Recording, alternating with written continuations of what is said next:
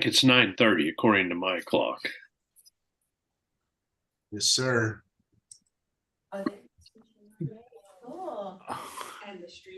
Are we ready, Tom? Yes, sir. Okay. Agenda item 1 is the call to order. It is 9:30 a.m. December 14th, 2023. I call this meeting the Citizens Clean Elections Commission to order. And with that, we will take attendance. Commissioners, please identify yourselves for the record. Galen Payton. Amy Chan. Damian Meyer. And I'm Mark Kimball. We have 4 out of 5 of us here, so we have a quorum. I apologize for not being there in person, but I don't think you'd want to be around me right now. Oh. Item 2, discussion possible action on minutes for the November 16th, 2023 meeting. Commissioners, you have the minutes from our November meeting in the packet. Is there any discussion?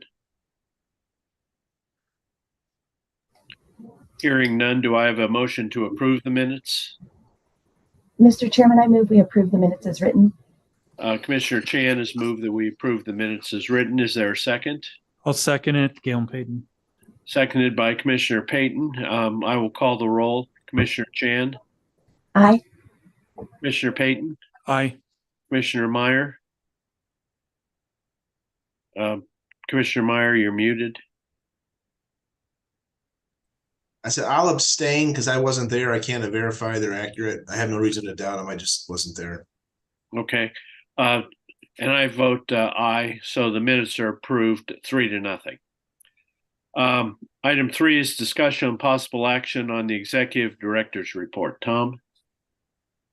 Thank you, Mr. Chairman, Commissioners. I wanted to really quickly say, I guess this should be, unless barring some unforeseen circumstance, the last meeting of the year. So I wanted to really quickly run through a number of things that we accomplished this year. I think it was a pretty exciting year by Clean Elections off year standards. We had a full look at our debate process. You may recall in the spring, running through June, when our final debate task force report was presented to the commission. And so we've been going through implementing that since then. We have run through and reviewed the Proposition 211 over the course of several meetings in the spring, and then we went into our regulatory agenda there, and we passed I think a solid set of rules that provide where the statute requires us to pass rules, we did that. And then in those cases where in the interest of the regulated community and the public, passed rules that provide some guidance and, in effect, cabin the commission's decision making through a transparent process that guarantees that folks who are operating under this act, or seeks to guarantee that folks who are operating under this act have the assurances that they ought to, that the commission will proceed in a deliberate and stepwise manner. I think that in addition, we transitioned back to having our meetings, as a hybrid meeting. I think that was a successful thing, and I think that's been good for the for us as staff members, bringing us back together. And then additionally, we had a full we'll see preview in the early first quarter, second quarter, our new website, but we got, I think, some due credit for the work that Alec and Gina have done on the website in the governor's task force report. And then additionally, we had a full Avery sort of in a post-COVID era was able to return to a full-time outreach efforts. And I think that throughout especially going through the fall, was able to be available at, for numerous members of our community. around the state and throughout the valley. So I think that and then obviously we've continued to. Mike has started up our efforts on the public financing part of the act. So I just wanted to say that is about as comprehensive a year of touching every part of the act as we could, every part of our mission that we could as staff, and so I'm very proud of the work that my colleagues here on staff have done. So I wanted to start with that, and on sort of just to return to the regular report for a moment, I wanted to highlight, and I think we're going to have a video to show one of the projects we did do this year. But as we look at the voter education and outreach portion of the report, Avery was presented at a Secretary of State's town hall at Northern Arizona University, which was, I think, very exciting. And he was there with not just the Secretary of State himself, but the election director for Coconino County. Gina was recently a judge at for We the People, a regional essay competition. Is that an essay? Debate the Constitution.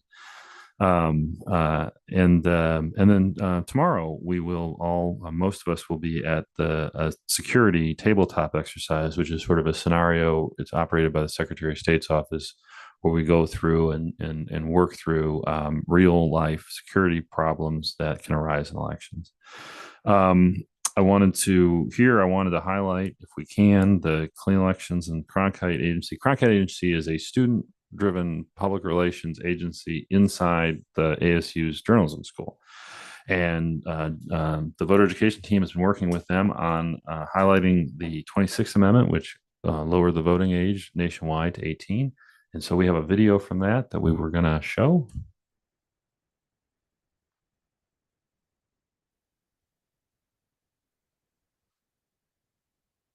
Hi, my name's Caden. I'm out here to talk to young people to figure out what they know about the 26th Amendment and to figure out why voting is important to them.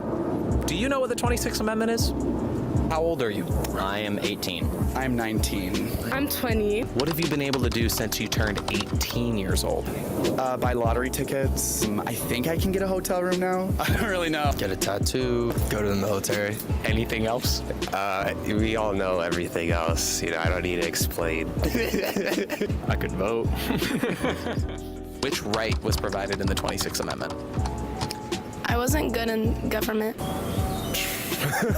Don't know how long it's been since my government class, so no. Women's suffrage, women's right to vote, women. I have no clue. No. Totally okay. It's what lowered the voting age to 18. Oh, okay. So pretty cool, huh? Oh, okay. Yeah. Interesting. Wait, what was it before then? It was It was 21? Okay. You got it. Why is voting important to you personally? I just want to be a part of that, have my voice heard in those elections, and kind of force politicians to talk about what younger people care about. Our vote is, kind of what dictates our future. Being able to vote and participate in democracy is what sets not just America, but like free countries apart from countries where people just aren't allowed to vote. It's just nice to live in a country where you do get a say. It's one of your only abilities to actually have an effect on what happens in your government. I feel like if I vote, I'm helping the country take a step into the right direction. This is a fill in the blank. It's an old slogan. It's old enough to fight, old enough to, what's the first word that comes to your head? Sleep. Yep. I feel that. See an R-rated movie. Buy a lottery ticket. Oh, I know this quote. It's old enough to vote. Oh, good. Yeah. Perfect. Yeah, that's exactly what it is. Exactly what it is.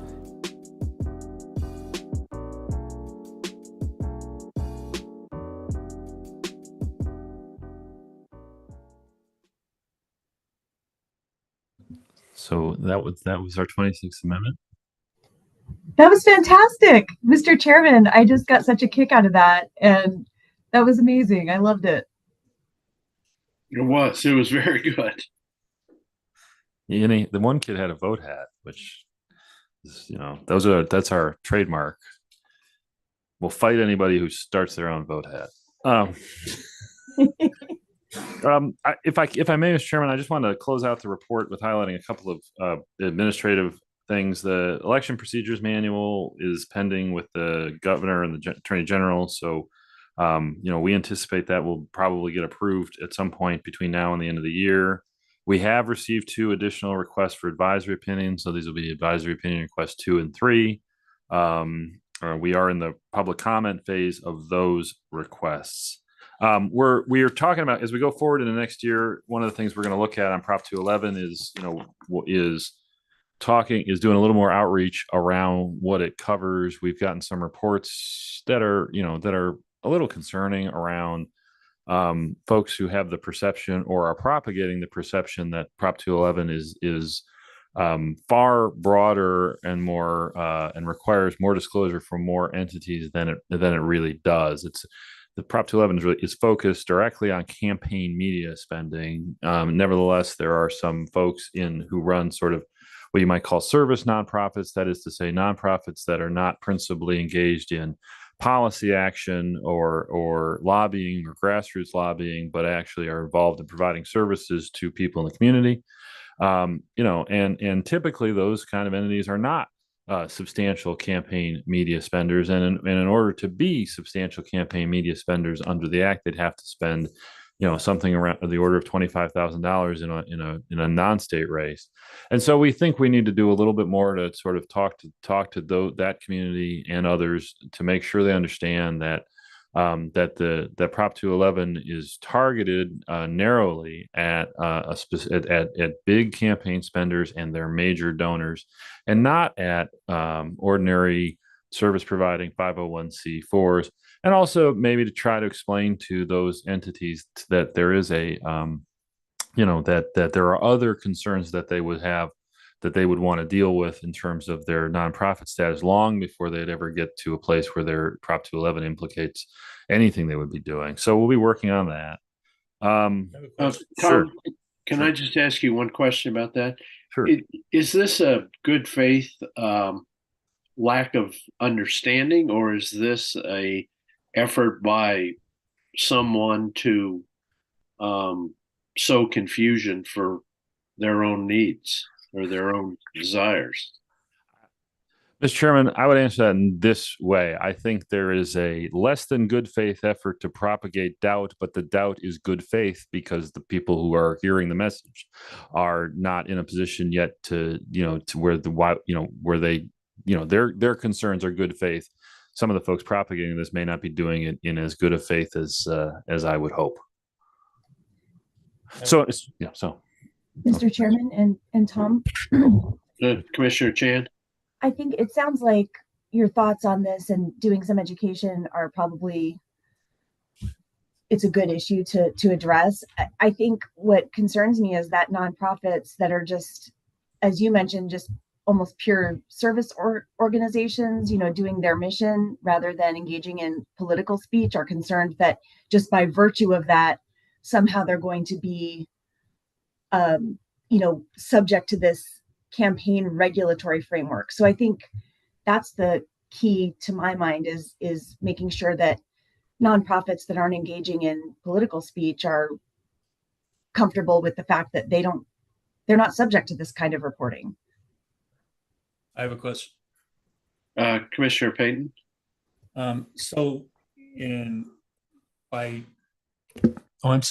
By taking all that, maybe you could do like a newspaper interview or something on the new TV news or something, and maybe that will help get the word out, because that's a lot of ill will that gets churned up, and if we can kind of nip that in the bud, then it's hard enough to deal with all these different aspects of it, let alone stuff that's not true. Mr. Chairman, Commissioner Payton, I think that's right. So what we anticipate doing in the first part of and we have done this on a one-on-one basis or small group basis with groups already and lawyers already, but what we anticipate doing and starting in the first quarter is we're gonna do some form of sort of what we call a continuing legal education thing. It's just really a seminar for folks who are in the industry lawyers, but also more broadly, I think we'll do outreach to different community organizations. We've talked in our public affairs legislative meeting about identifying organizations that we know are concerned or may be concerned, or should hear from us first rather than hearing from folks who might be more interested in raising concerns. And then I do think you're right that there will come a time here once we're past, and this will kind of allows me to transition, if I might, into the legal issues that we're still dealing with. But I think that as we move past the initial phase of litigation, as the Secretary of State's, we anticipate their filing system coming online sometime here in the near future. As those things happen, I think we'll be in a stronger position to do the kind of media outreach about this that we ought to, and have some things, news hook, for lack of a better way of putting it, for that kind of outreach as well. So, Mr. Chairman, I just have one other thing I wanted to highlight.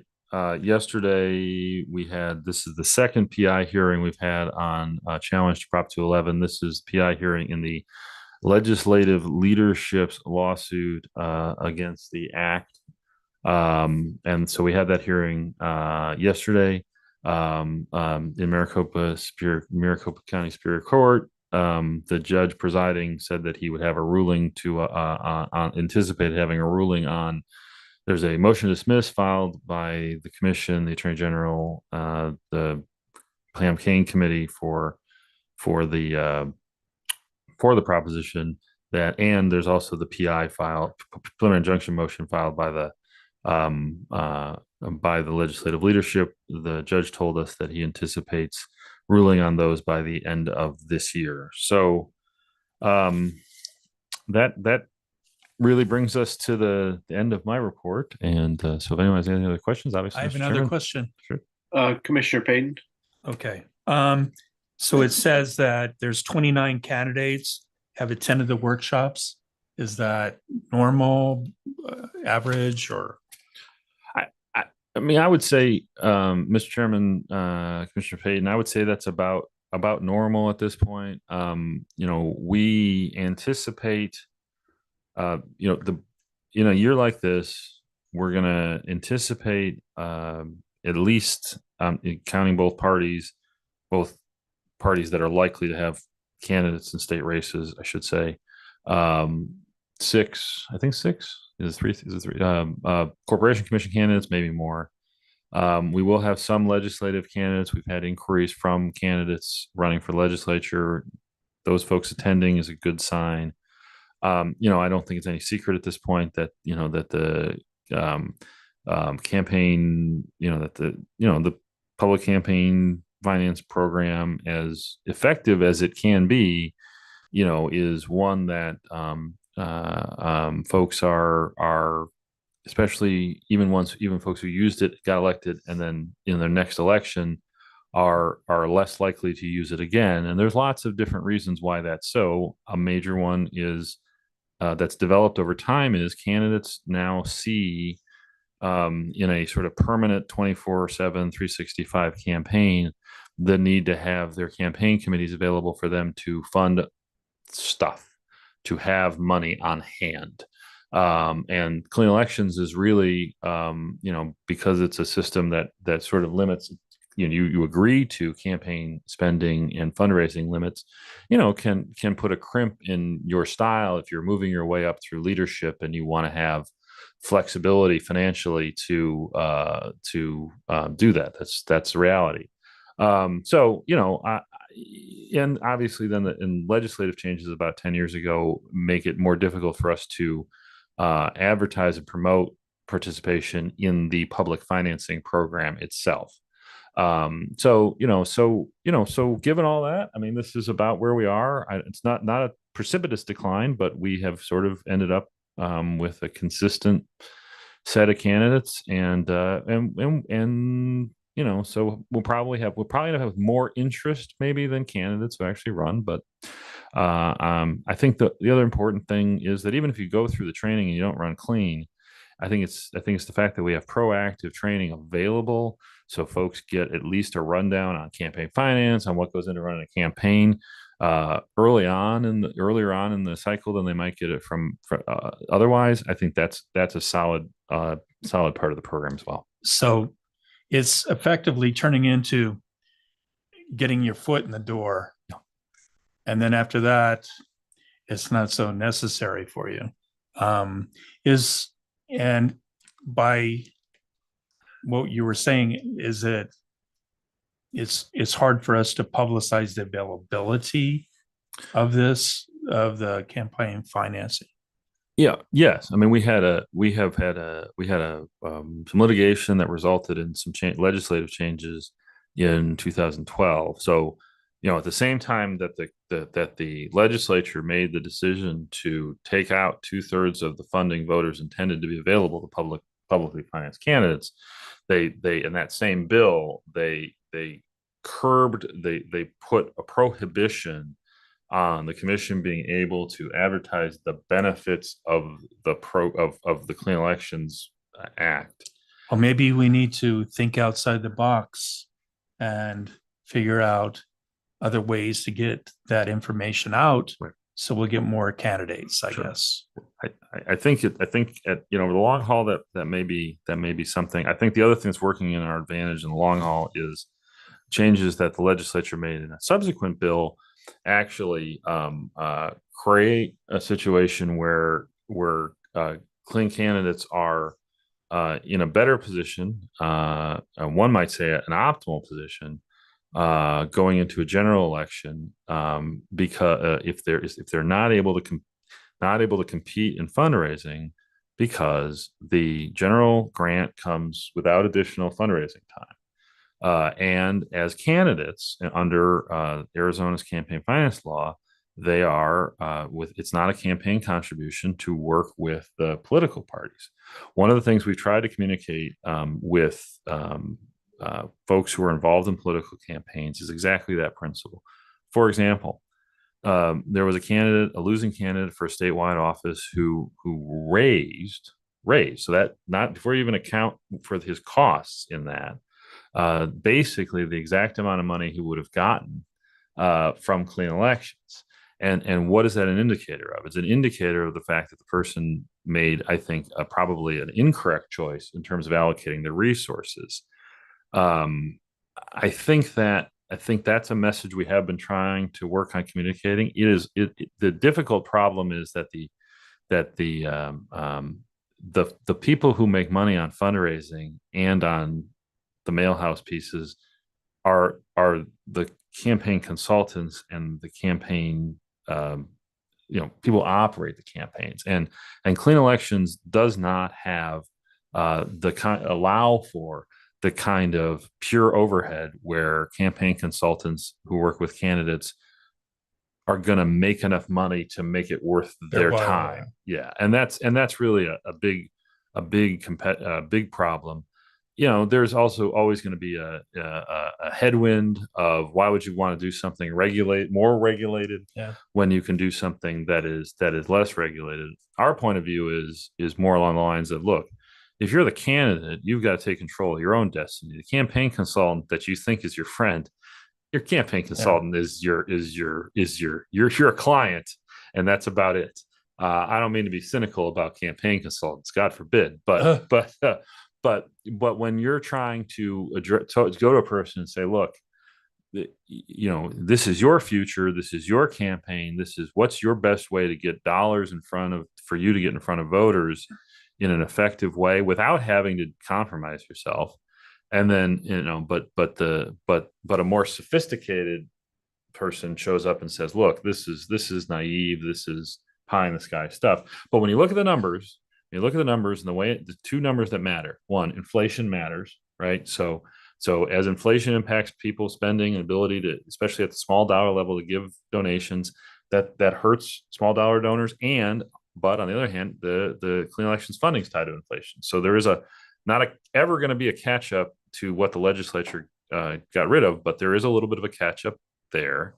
And then the other key, I think, number related to that is that there was a belief in the post President Obama's 2008 election that small donors were going to take care of every candidate, that small donors in your list was, you were going to send out your email blast and everybody was going to send you $5 a month for the rest of your life. That those dollars are not getting distributed evenly. So if you talk to political consultants, especially who work in the area of online fundraising, the control of the lists, control of the donors who are actually inclined to give you that $5, $10, $20 a month donation, that's not evenly distributed.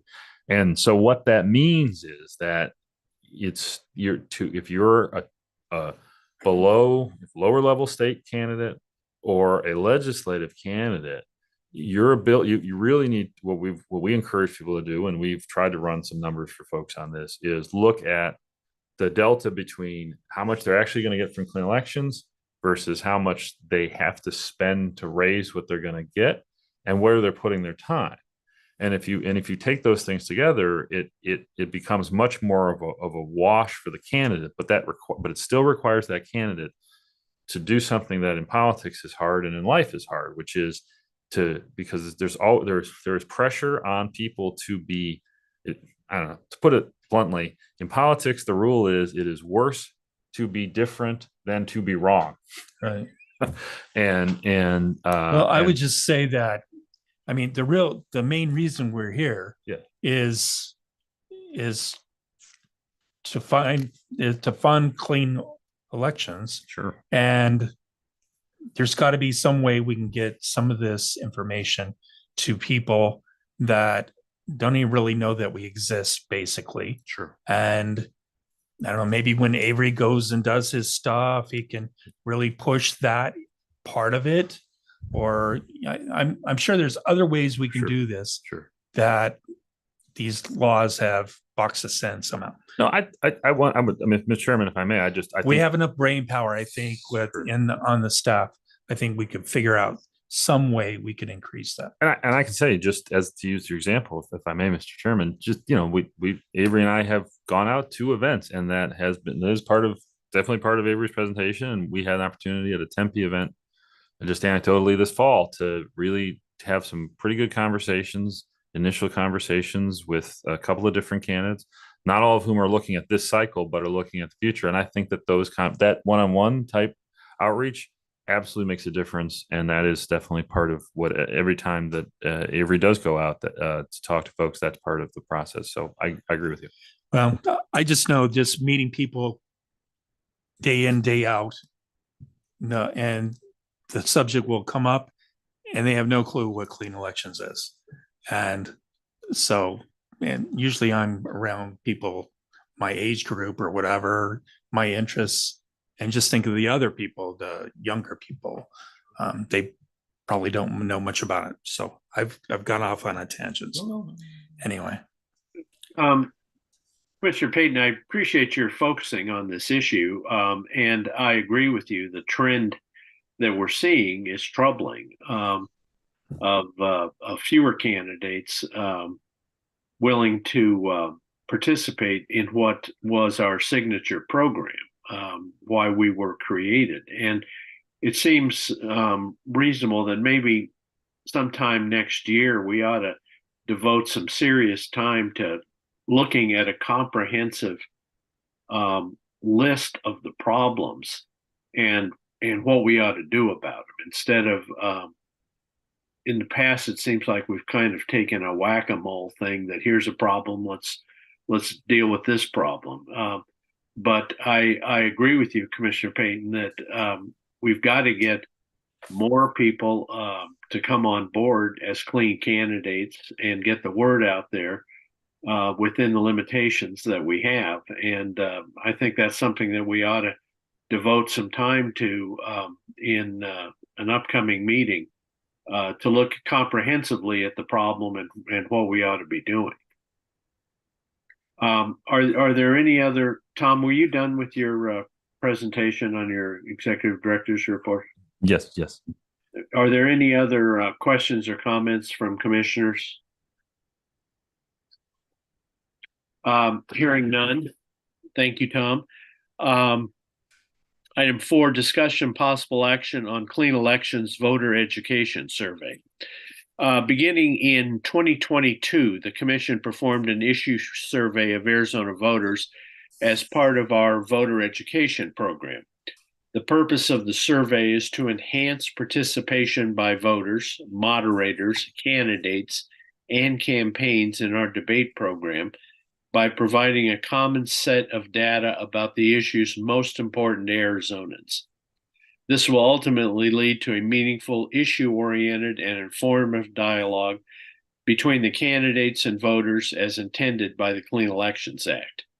The survey results will be posted on our website and available to all of the stakeholders in our election process. Today is our preview of our voter education efforts. We have with us Mike Noble of Noble Predictive Insights. Mike Noble is the founder and CEO of NPI, the leading nonpartisan public opinion polling, market research, and data analytics firm based in the Southwest.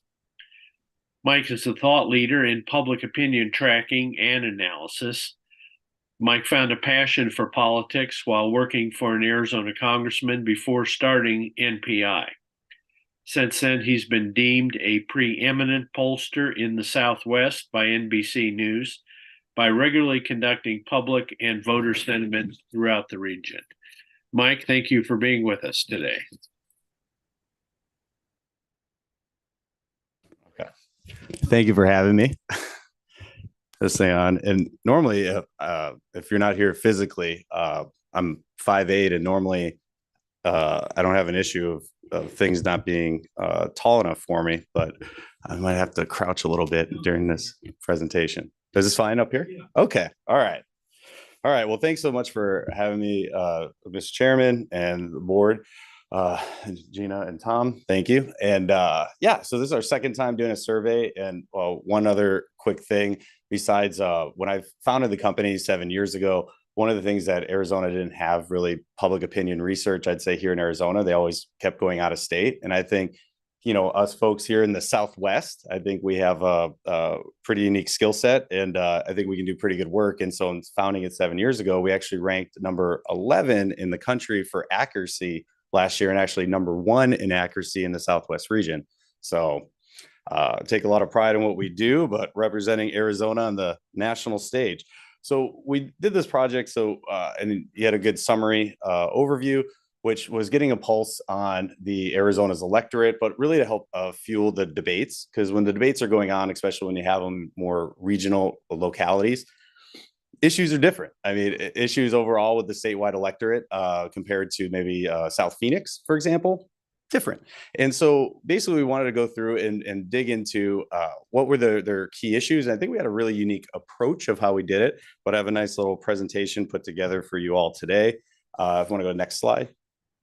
Oh, yeah, I'm commanding the slide changings, right? Are you doing what was your name? I'm Kathy. Kathy? Okay, Kathy. Well, I'm going to thank you in advance for the 50 times I'm going to mention to switch slides. So thank you.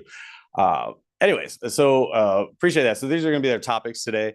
We did, if you want the research report, it's probably over 1,000 pages of numbers. Feel free if you want to go through that. But we went through, after going through all the research, myself and our team of expert analysts went through and basically put together the key insights for you all and visually did it. So, and we broke it up, and I find it make it more digestible, putting it into topics. So first is we're going to start off with our big picture, that voters are restless and conflicted. And then we'll talk about the key issues among registered and likely voters. Then key issues setting local, with the locals speaking in their own words, and then look at some regional breakdowns. And then the right channels, you know, where people are watching news and hearing about debates. So those are our topics today. And I'm Mike, and you're going to hear the sweet sound of my voice for the next hour. So bear with me here. Briefly, now we have our project goals.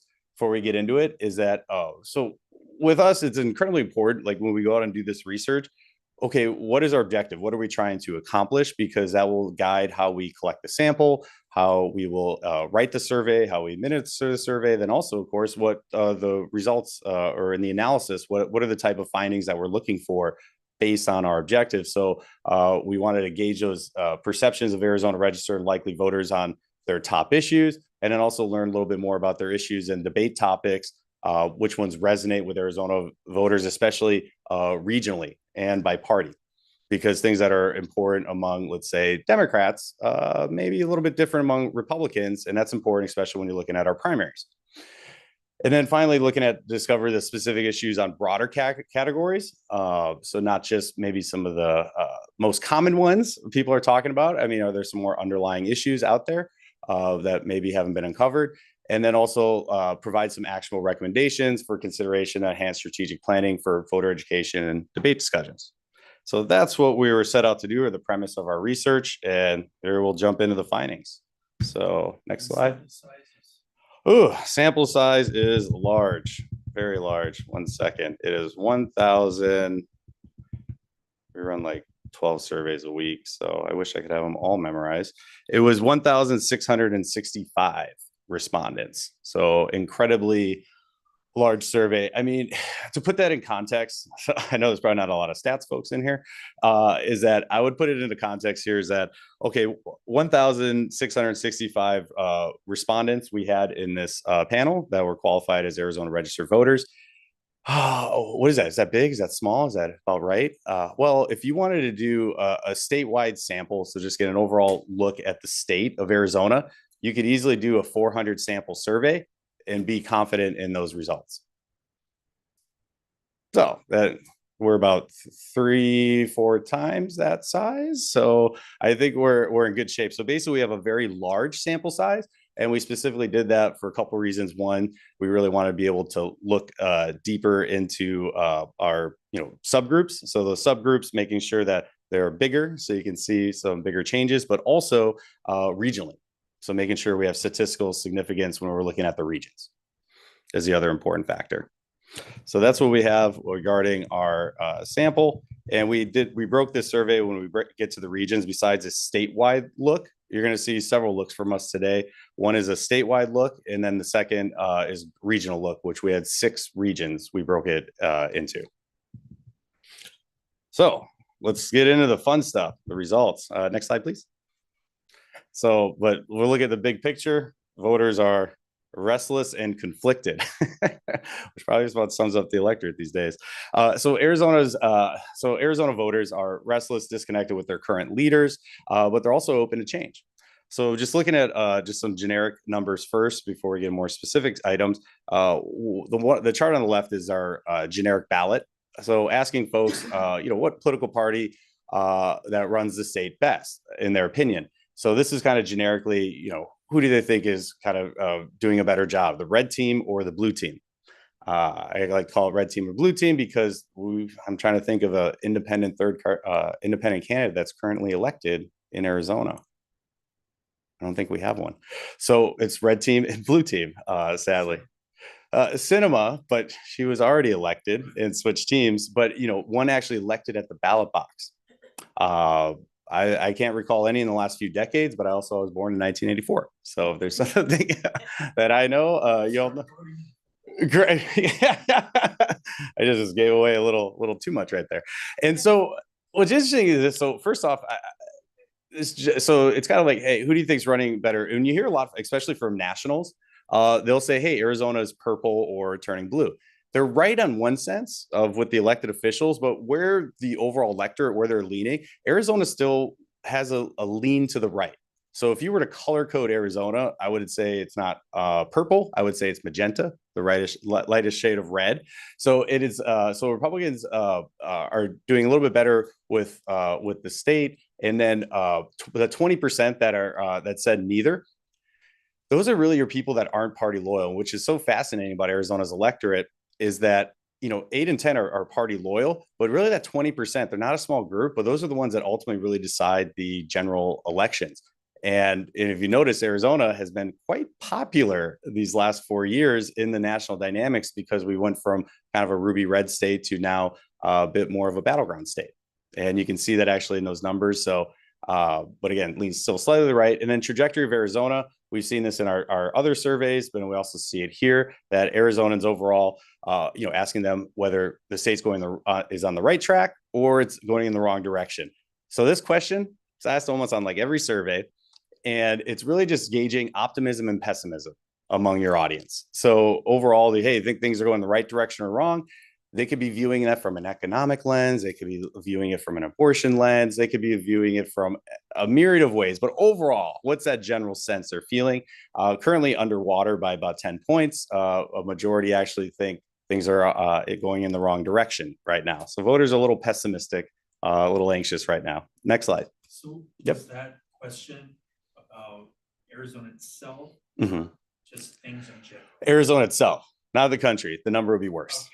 Yes, absolutely. Sorry. I mean, no, in factuality, yes, it's worse when you ask. And when you ask, when we ask, how do you think things are going on the national level? It'll usually be about at least 5 to 10 points less compared to when asking about the state of Arizona. So Arizonans actually see us doing better than the nation as a whole, which is a good sign. So, all right, next is Mr. Chairman, I had a quick question, that last slide, if I could. Yeah. On the Commissioner Kimball, is that okay? Of course. Yes, Commissioner Meyer. If you could go back to one slide on the 55-45 or 50.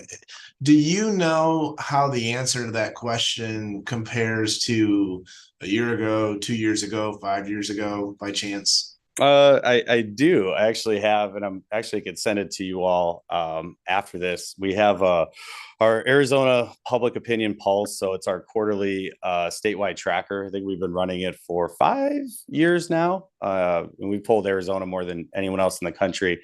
I actually have that whole trend line for you. But where it was a decade ago, or not a decade ago, a year ago, was actually worse. It was actually minus 20. In disagreement. So actually things are trending upwards. And probably 3 years ago, it was actually positive. Interesting. Okay. Yep. So it's positive, hit a big negative, and then it's on the upswing right now. That was during COVID. Correct. Oh, it was well, just before COVID. Yeah, when COVID hit, then yes, everything went bad. I would say, but I actually have the trend line. I could send you the deck after that, and also has like Biden job approval, other things that we've tracked over time. So I'll be happy to share that trend line with you after this. So next slide. All right, so likely to vote in the upcoming election. So we asked respondents, and just note on our these slides here, we'll sometimes abbreviate. If question is, okay, how'd you ask the question?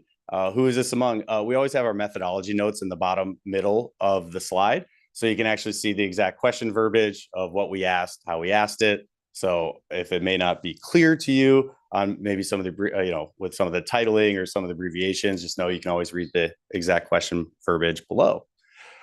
But so asking folks whether, how likely to vote in the upcoming primary election in August. It was interesting is that 70% of voters said that they were likely to vote in or respond, and 70% said they're likely to vote in the primary election in 2024. Then 78% said they're likely to vote in the November 2024 general election, which is interesting. So we're in a presidential year, and compared to a midterm. And in presidential year, last presidential election, our turnout was actually, I think, 79.8%. And right here in the self identification, we have it about 78% of respondents. So pretty much in line, but you notice that even with primaries, we're going to see probably a pretty good turnout. But again, it's a presidential year. There's just a lot more awareness compared to a midterm year where turnout can very much vary depending on the type of midterm. But not all the respondents will vote, but with the candidate field in flux, it's possible to determine exact turnout levels. But this is what currently suggests that enthusiasm is high for both not only the primary and general elections among Arizona's electorate. Next slide. Yes. So, Mr. Chairman, can I ask you another quick question on that last slide? Yes. Commissioner Meyer, yes. Mr. Noble, do you ask independents if they're aware that they have the ability to vote in the primaries? I don't know if we had that in this particular survey. So no, we did not here. I've asked it, just not on this particular instrument. Just curious. Thank you. No worries. What was the answer? Well, all right. Yeah. Well, I do have the answer. This is the curse of doing so many different public opinion polls, is that in now the data. So it's interesting. So independents, with them voting in primaries, right? The thing, at least right now, I mean, and there's a couple of things on the ballot this year that may change how the primary process works, but we'll see how that is at that point. But as of now, the process is that independents can vote in a primary, but they have to take one extra step compared to Democrats or Republicans, which is they have to request a ballot. Even though it's one step, and yet my experience, Ben, you add more steps for voters, it's harder to get participation. You're just going to see a drop in activity level. And just even with that one step in there, I would say for Republicans, on average, they'll have about 15% of independents. So of, let's say, a total vote in, let's say, I don't know, a state leg race or a congressional or any type of partisan race going on in the primary, you would have about, I don't know, 12 to 17% of that total primary vote for Republicans will be independents. And then Democrats, it'll probably be closer to around like 10%, just less, mainly because the breakdown, the difference between the two respective parties, why independents are a bit more involved in Republican primaries than Democratic, is really because, at least historically, Republicans have way more competitive primaries than Democrats. That's actually starting to change a little bit since Arizona's been a battleground. Look at Arizona's first congressional district, with incumbent Republican Congressman David Schweikert. There's like, I don't know, 5-6 Democrats lined up in that primary, which normally don't see very often here in the state. So it's mainly due to that Republicans almost always have competitive primaries. And it's kind of more of the, I'd say the cultural differences between the red team and blue team. Red team is just a lot more competitive with each other, compared to the blue team is much better about getting behind one candidate and saying, hey, this is our person, and let them go ahead. So they're more consensus compared to Republicans being more competitive. So that's about roughly the percentage of independents of their ability. So yeah, the big ability to impact it, but as a percentage wise, they're about 1/10 roughly. Thank you. Yeah. Hopefully that helps. All right. Voter preferences. All right. Fun. Sorry, I got a lot of slides to go through, so I'm hoping to I want you all to make sure you can get to lunch on time. So I'll try to be quiet. I just no, it's okay. I mean, okay. Joking aside, I'm here at your behest. So as long as you need me here, I will be here. As long as you order me lunch. And so, so what do we look at next is voter preferences for candidates. So this is one of the ones most people of these respondents we asked is that most people report that they would vote for a candidate who agrees with them on specific issues they care about than someone from a specific party. Which is interesting, right? Because, this whole party loyalty, this hyperpolarization that we're seeing out here, it was actually only 10% said that responded, hey, a candidate is a member of the same political party as me. So you have 10% that are just hardliners. They're voting red team, blue team, no matter what. They don't care. But yet 54% or majority responded said that actually a candidate that agrees with me on the issues that I care about. So again, the issues matter more than partisanship. You did have 26% said those first two options both equally, but overall, a majority of Arizona's electorate, issues matter more than partisanship. And 5% neither, 5% unsure, but a lot of people had an opinion on this. So I think that's interesting. Next slide. All right. Next is for compromise. So voters' desire for compromise amongst the parties. And the question was phrased, I want both political parties to work together, even if it means compromising on some important issues, which I don't know if we've all watched TV lately. I don't know, you just look at Congress in the last few months. They seem not to be able to compromise on anything these days. But yet when you ask voters, what's their desire? So you're seeing these partisans be partisans, right? But when you're looking at the voters, and that's where you're seeing there's a lot of this angst in the electorate these days, is because they're feeling very disconnected as these parties are playing their politics, is that, overall, the majority, 77% of Arizonans agree, with 48% of that being strongly agree that, these parties should compromise on important issues. Let's say immigration and healthcare, some of these more hot button issues, education. They want them to do it. And it's funny, it even goes across party lines. Majority of Democrats, 81% of them, Republicans, 73%, and then 78% of independents want to see compromise between the parties. And even the groups least in favor of seeing compromise, which were actually 18 to 34-year-olds and high school graduates, they were actually overwhelmingly in favor of it too. And it's interesting because all these folks that are elected, they all represent these people, and these people are overwhelmingly saying like, hey, they should really be compromising and working together on these issues. So the electorate is hungry to see not only some debating on issues, but also I would say that to actually see folks, talking about these issues and finding results and not just kicking the can down the road. Next slide.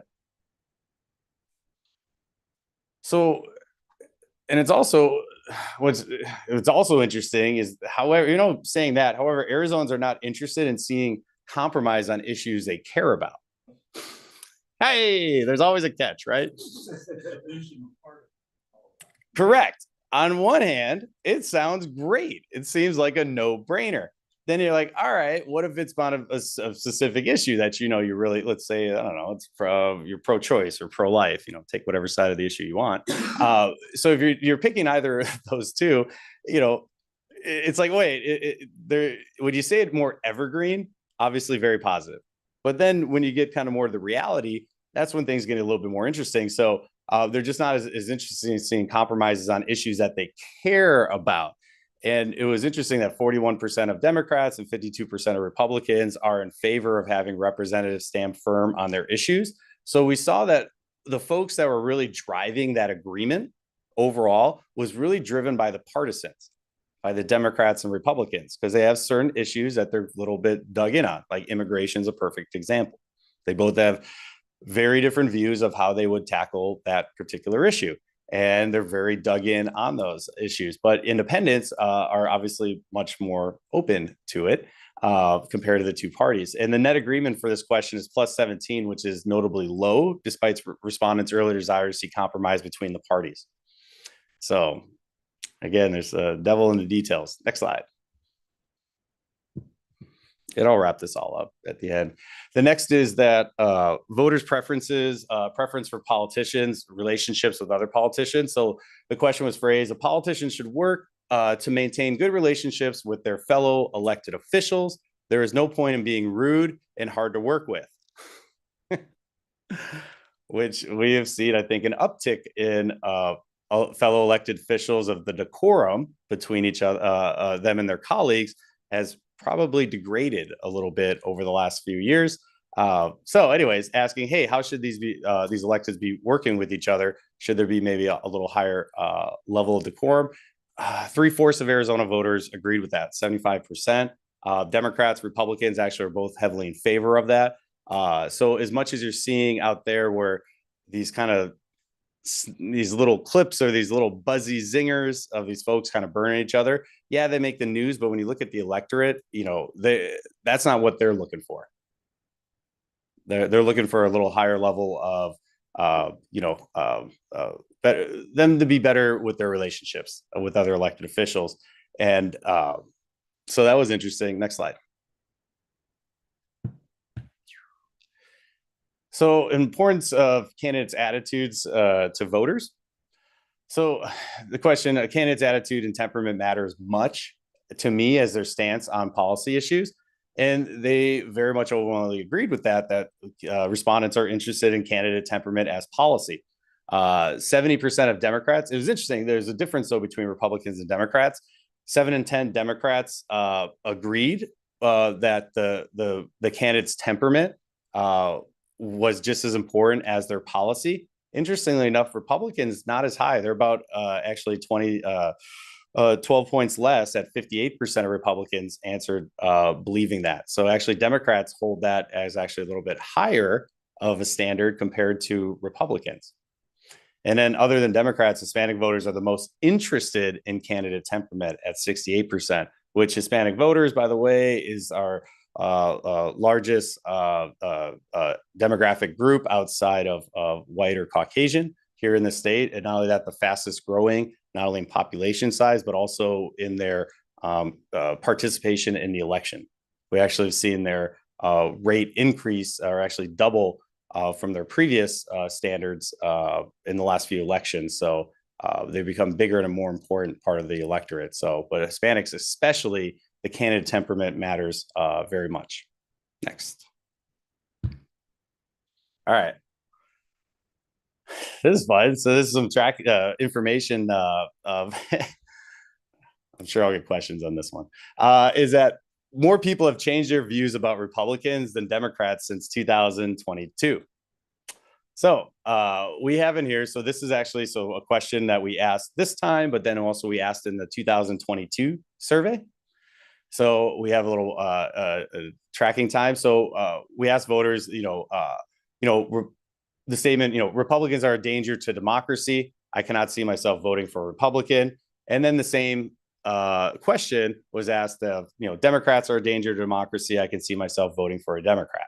So not biasing it, asking it fairly both ways to see folks. But back in 2022, it was, Republicans are dangerous. They didn't really agree with that statement. It was actually a negative 26 for disagreement. By the way, that net on the right side, I don't think I mentioned it yet.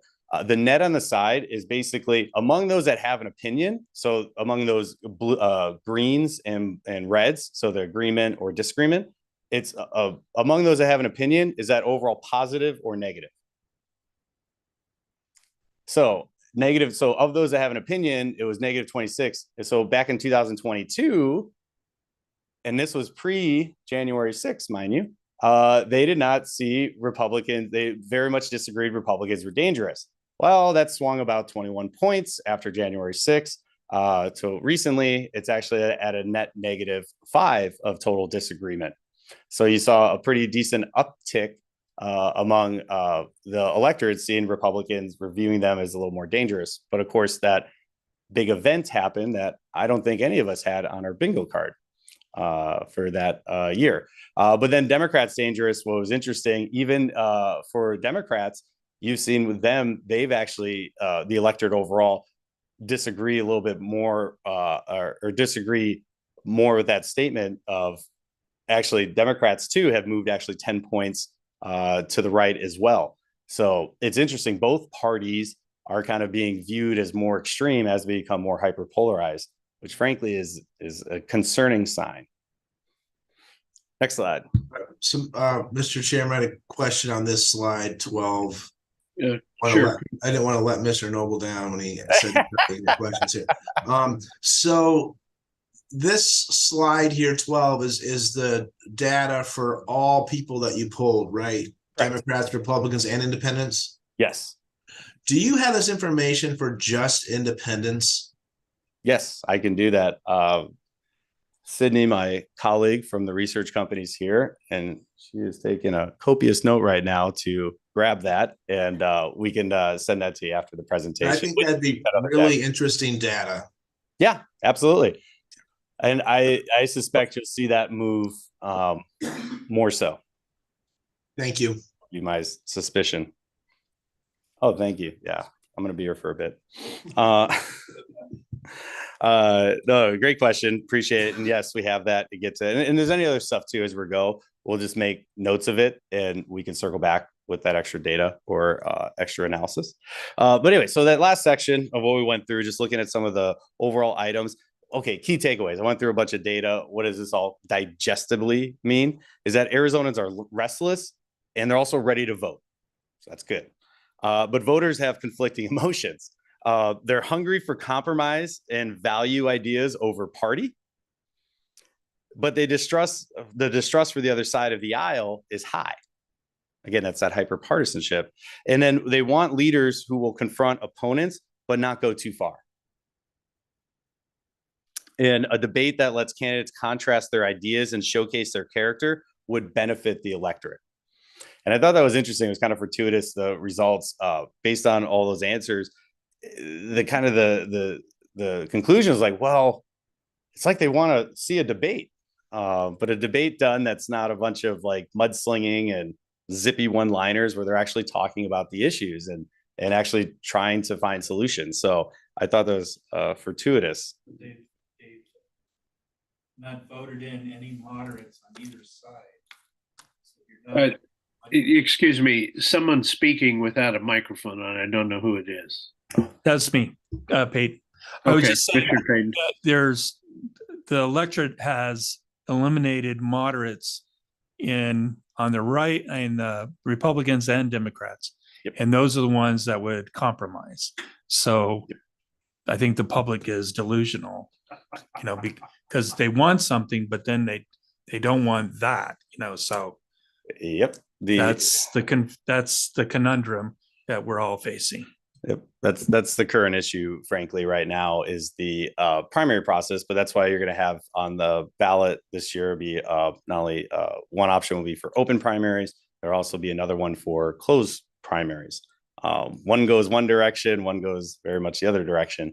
But that's the current systemic issue. Give you a good idea why that is, frankly, is that so like, for example, the Republican electorate in the state, it's probably about 70% of them are conservative, kind of more harder right Republicans, and then about 30% of them are moderate. So these are kind of more your business minded Republicans, your McCain Republicans, kind of more that more higher educated, affluent wing of the party. But they're only about 30% of them, and it's kind of it's not as drastic. But on the Democratic side, that's why, at least in the current primary system, that's why you're seeing more hard right candidates come out, because on a one-on-one basis, the moderate candidate has a tougher time to get elected unless there's like 2 or 3 conservatives or 2 or 3 liberals, and then there's enough of a lane for a moderate to run through. That's the issue why we're seeing it through the primaries. Yeah, if anyone was curious. All right, key issues. This is gonna be fun. So this is great. Arizona clean elections, I think, has the most robust and actually interesting issue breakdown among Arizona voters than actually anybody else in the state. And I'm on record right now saying that, so you can take that to the bank. So key issues. Let's go into basically why that's the case. So it's not just fluffery over here. This is a fact. So we did this really interesting way, because again, one of the objectives is like, okay, we really want to understand the issues among voters, right? But all right, here's the thing about issues. It's really tough because there's a lot of issues out there. And another thing is what issues are prevalent at that time. Perfect example, Roe v. Wade. Abortion was an issue for 4 decades. If you look at Gallup's tracking of the issue over the decades, pro-choice, pro-life people, their opinions basically don't change. You'll see people change on the economy, immigration, these other ones. Pro-choice, pro-life didn't change because that was just kind of the law of the land. It was accepted. And then Roe v. Wade came out of nowhere and goes, oh, by the way, we're throwing this out. It's all going to go down to the states to go decide this. All of a sudden, abortion, which was an issue for 4 decades, became an issue. So all these different issues, everything else. So how we went about our multi-layered approach, we wanted to allow people to select from 50 issues, each of which were slotted into larger categories. For example, someone could select jobs in the economy, taxes, or jobs in the economy, gas prices. Because when we say jobs in the economy, that's pretty broad, and you'll see that on surveys. So again, not just their overall bucket, so where they are, but then that next tier down or that sub level down to see where that is, to kind of get more granular into the specific issues. Because again, jobs in the economy, incredibly broad area.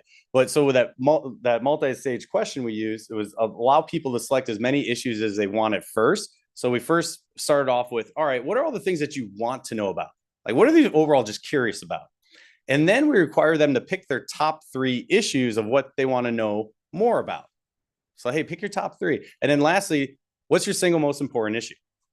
And this is kind of your need to know. So want to know more. And then, all right, this is my number 1. And this one, I got to know it. I got to have it. I want to hear about it.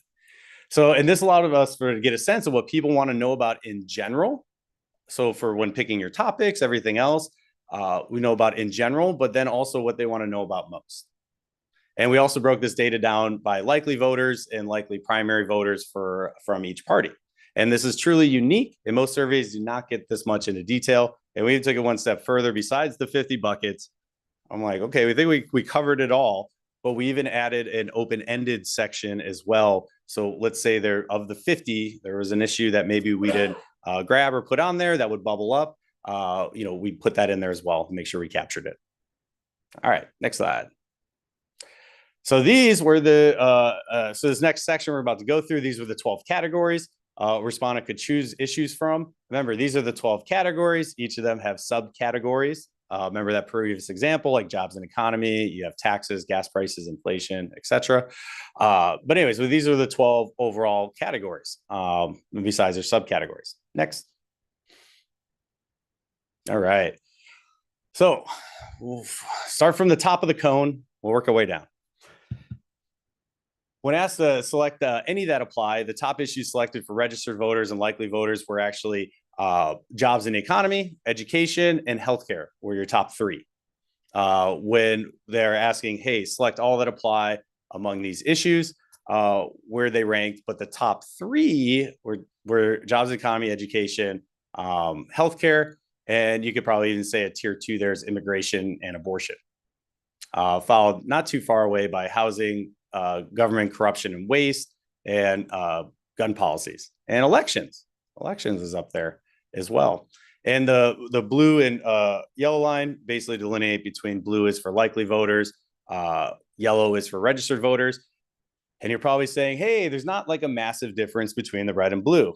Well, you're right, because if this was a midterm, I think you would see more of a change, because with this election right now, it's going to be high turnout kind of no matter what we're seeing, because again, it's a presidential year. So your difference when your overall population and your likely voters, remember, overall population, 8 and 10 are going to be voting likely in this election. So anyway, so let's see some nuanced differences there. Next. All right, so top three. So when asked to select your top three of these, registered voters and likely voters push abortion to the top. So a good example of this, of why asking this and how the question is asked. Okay, select all that apply. Yes, they're going to select a lot of stuff. Okay, what are your top three now? Respondents were asked. Abortion just pushed its way, went from what, 4th to now 1st? Interesting. And primarily driven by females, by the way, female demographics.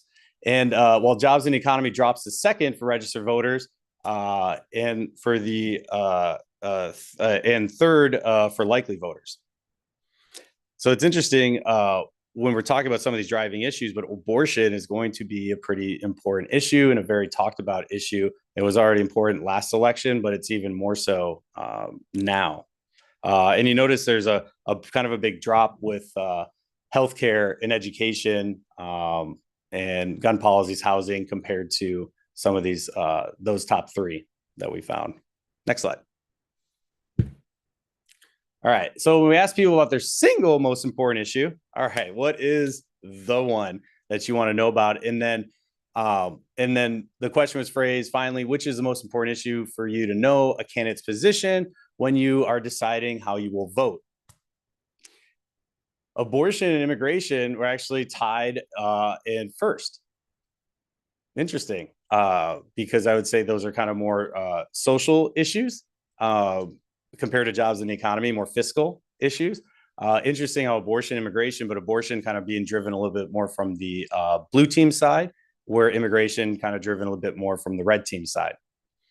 But then jobs in the economy, number 3. But you notice there, some of these really dropped off the list. Like, when you have to say, hey, pick one, like infrastructure, that drops really far down on the list. Environment or public safety, when you're having to actually pick with your what's your main one, it's usually right now the 2 social issues are right up there, and then kind of your kind of more your needs of jobs in the economy and healthcare. So interesting. But next slide, this gets fun. All right, so registered voters and likely voters have similar top issues. However, there's slight variation in specifics. So I was showing kind of those broad overall categories. Remember, we have those subcategories. Well, interestingly, what were the top 5 amongst registered voters and likely voters? So among registered voters, it was immigration, but specifically border security was number 1. For infrastructure was actually number 2, but that's broadband accessibility and cybersecurity. That was number 2.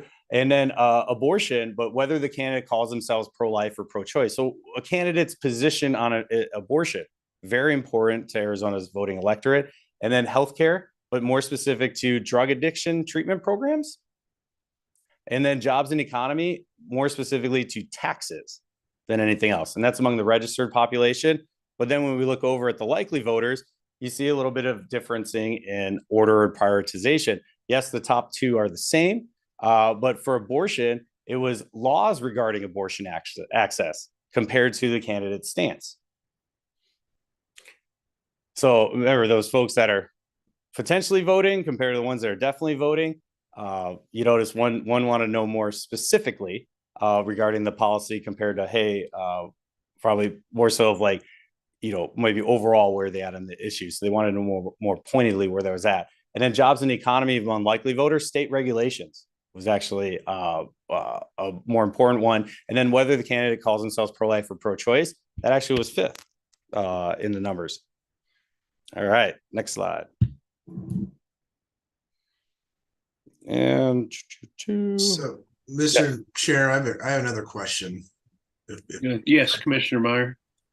So I'm trying to make this data make sense. If I look at slide 20, I see infrastructure as the number 2 issue among these voters. But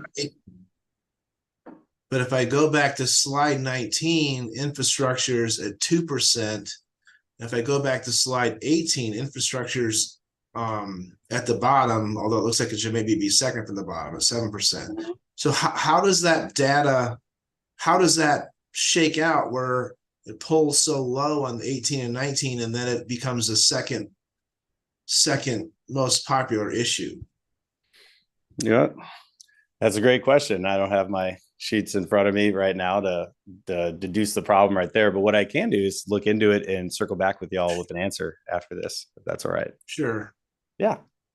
But great question. And we have a lot of data on these charts. But yeah, I'll look into that and come back to an answer with you. Because if not, I'd be, I want to make sure I get you the facts on it. Yeah. And like the next 2 slides as well sort of have the same question.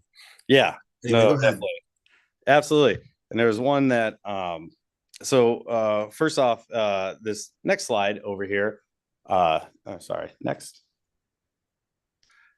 Oh, that one. All right. So Democrats are, so looking at top issue by category for Democrats, and this is that their most important issues, so them selecting one.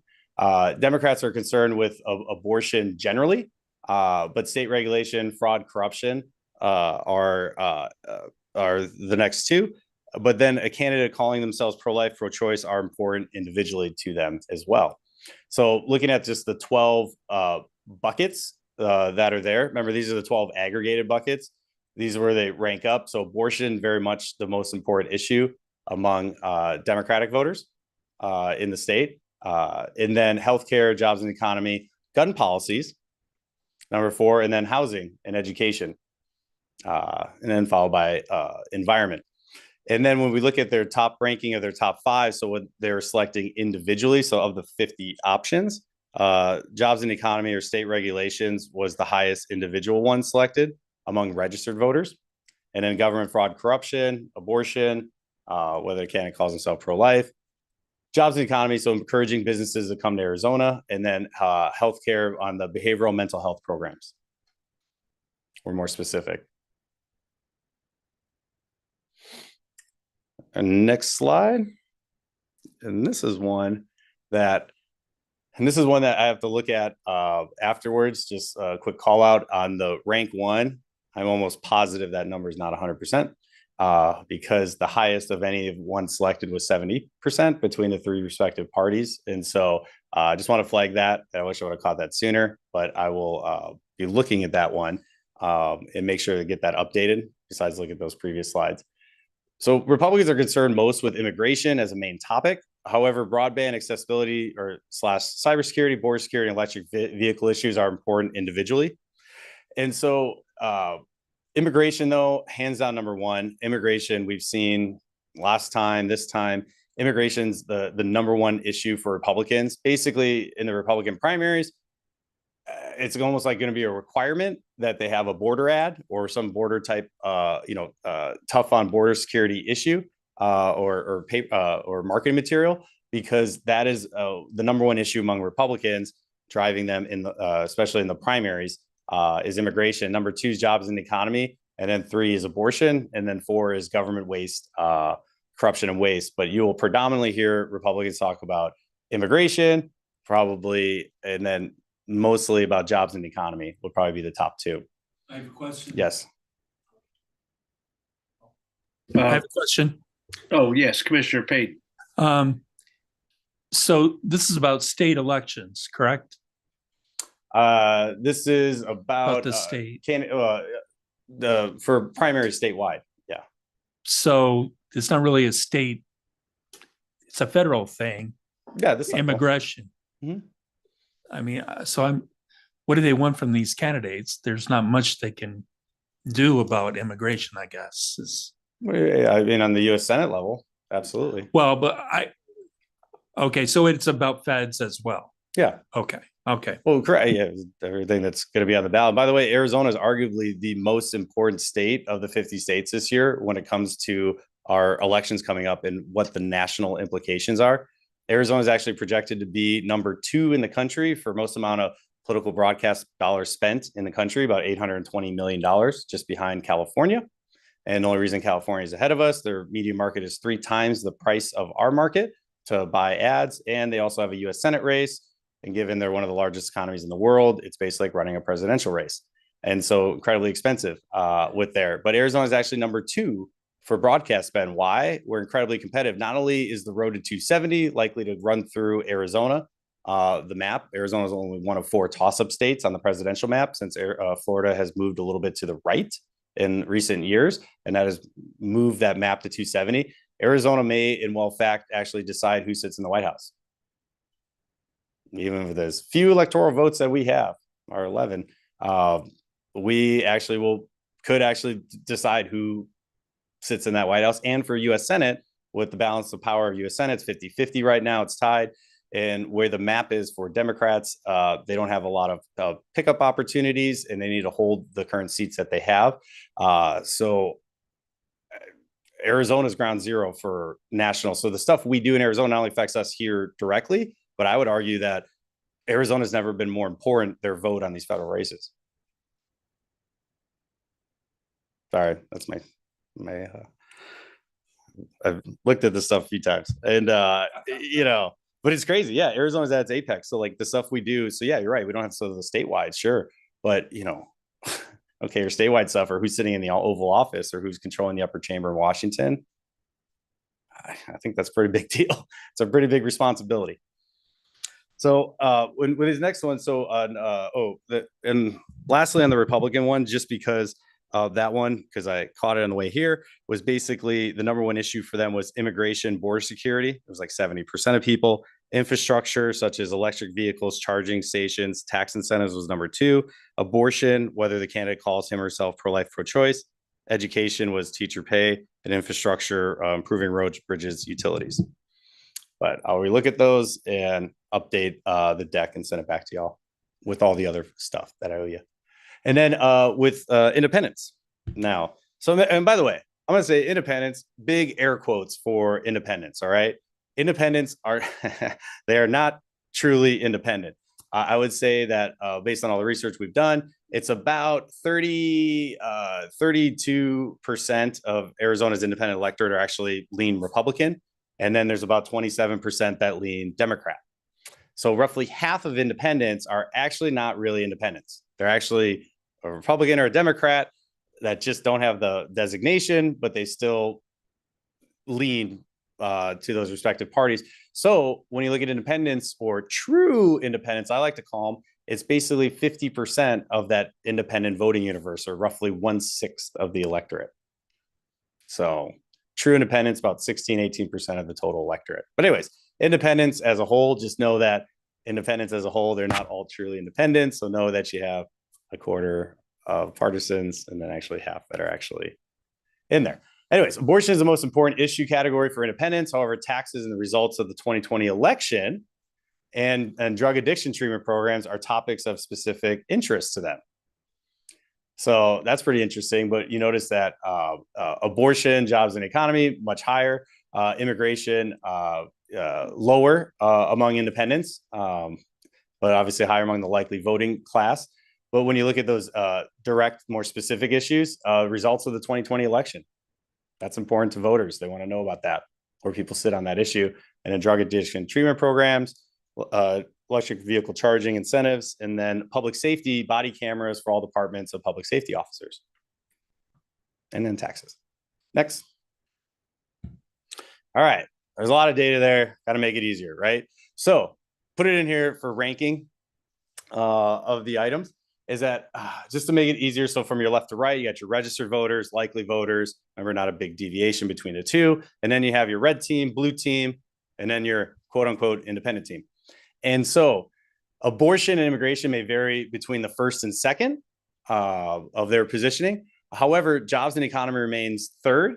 And healthcare is also a consistent issue with gun policies, government corruption, and housing varying between demographic groups. So when you look at, hey, let's list up our top 5. This is where we had with some of the top issues. All right, next slide. All right, key takeaways here was that abortion, jobs, and economy, and immigration matter the most to Arizona voters. So you're going to pick your 3. Those would be your top 3, but the top issue for each party varies. Immigration is the most important to Republicans, and abortion is the most important to Democrats and independents, actually. And so candidates who push messaging on the specific issues selected with its broader category will fare well with their respective electorates. All right. Key issues. I don't know, is it lunch yet? What do you order me, Tom? I'm kidding. No, over. You need to take a break. I need to zip through this. I have a whole planning thing from noon to 5 today. I need to get through this. And so so right. Key issues. So this one, policies in their own words. So we asked open-ended to folks, and that Arizonans care about water almost as much as other key issues. It just wasn't one we had in our bucket, but again, that's why we have the open-ended question for people to put it into their own words. And so when we did the count of the value, so when asking them open-endedly without giving them 50 options and all this stuff to go through, housing and rent was number 1. Economy, inflation, number 2, border immigration, number 3, homelessness is number 4, and then water, and which is crazy, water was right next there to taxes. Interesting.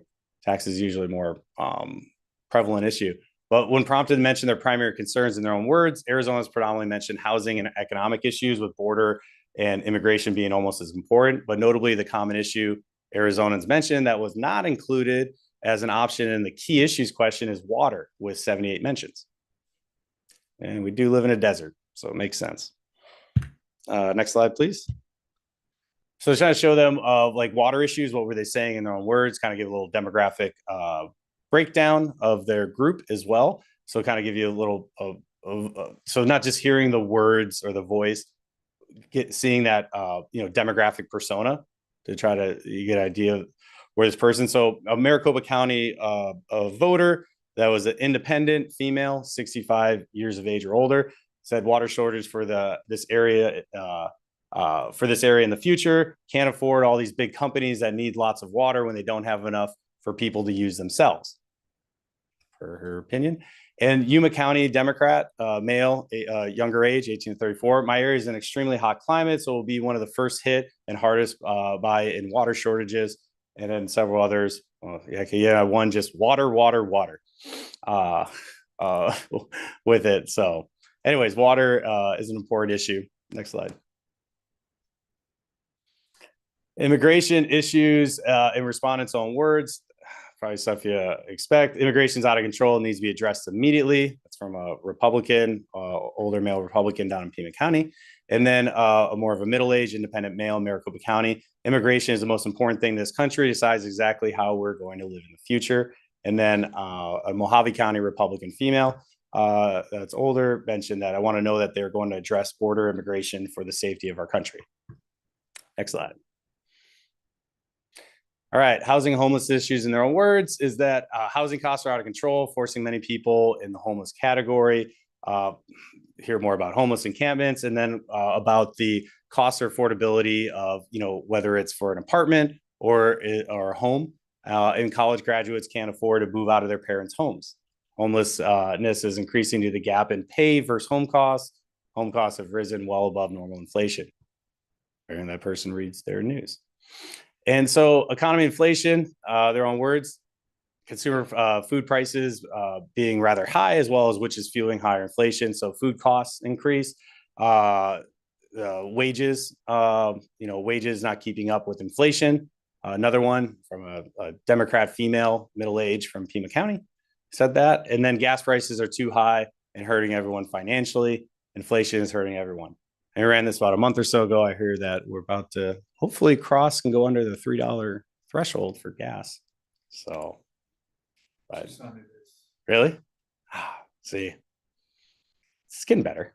So key takeaways on the open-ended portion is that when given a chance to write in a top issue, Arizonans, for the most part, responded with issues that were already included in the key issues question. So things we already kind of knew about. However, again, that's the reason we ask it. We don't know unequivocally or emphatically. So we caught one that wasn't in that range of numbers or range of options given. So we had to make sure that we didn't miss anything. So with water, which again was mentioned, just as much as taxes, frankly. So pretty important. So water, important issue to voters. And then housing, rent, economic issues, and homelessness matters to voters. And then national issues such as immigration, abortion have a distinct local dimension to Arizonans. Next, we have 2 sections left, and then you're free. All right, so we got, first we'll just go through the regional breakdown, and then we're going to just chat about the finally the right channels, so like messaging and where voters are getting their information, or the best way to kind of communicate with them with that, and then we'll be wrapped up. But this is the bulkier of the section. So regional breakdown, we have 6 regions, and I'm going to go a little quicker through this for time's sake. But if you need me to slow down, I'll go back, let me know. And so we broke Arizona down into 6 regions using zip code tabulation areas from the US Census. And here's what each region looked like and what key issues came up in each. So when we're talking about these, just kind of give you a visualization. So when we're talking North Phoenix, the area that is encompassing that. So you kind of have your Fountain Hills, Cave Creek, North Scottsdale, part of your Northeast urban, suburban urban area of Phoenix, and then South Phoenix, Southeast Phoenix.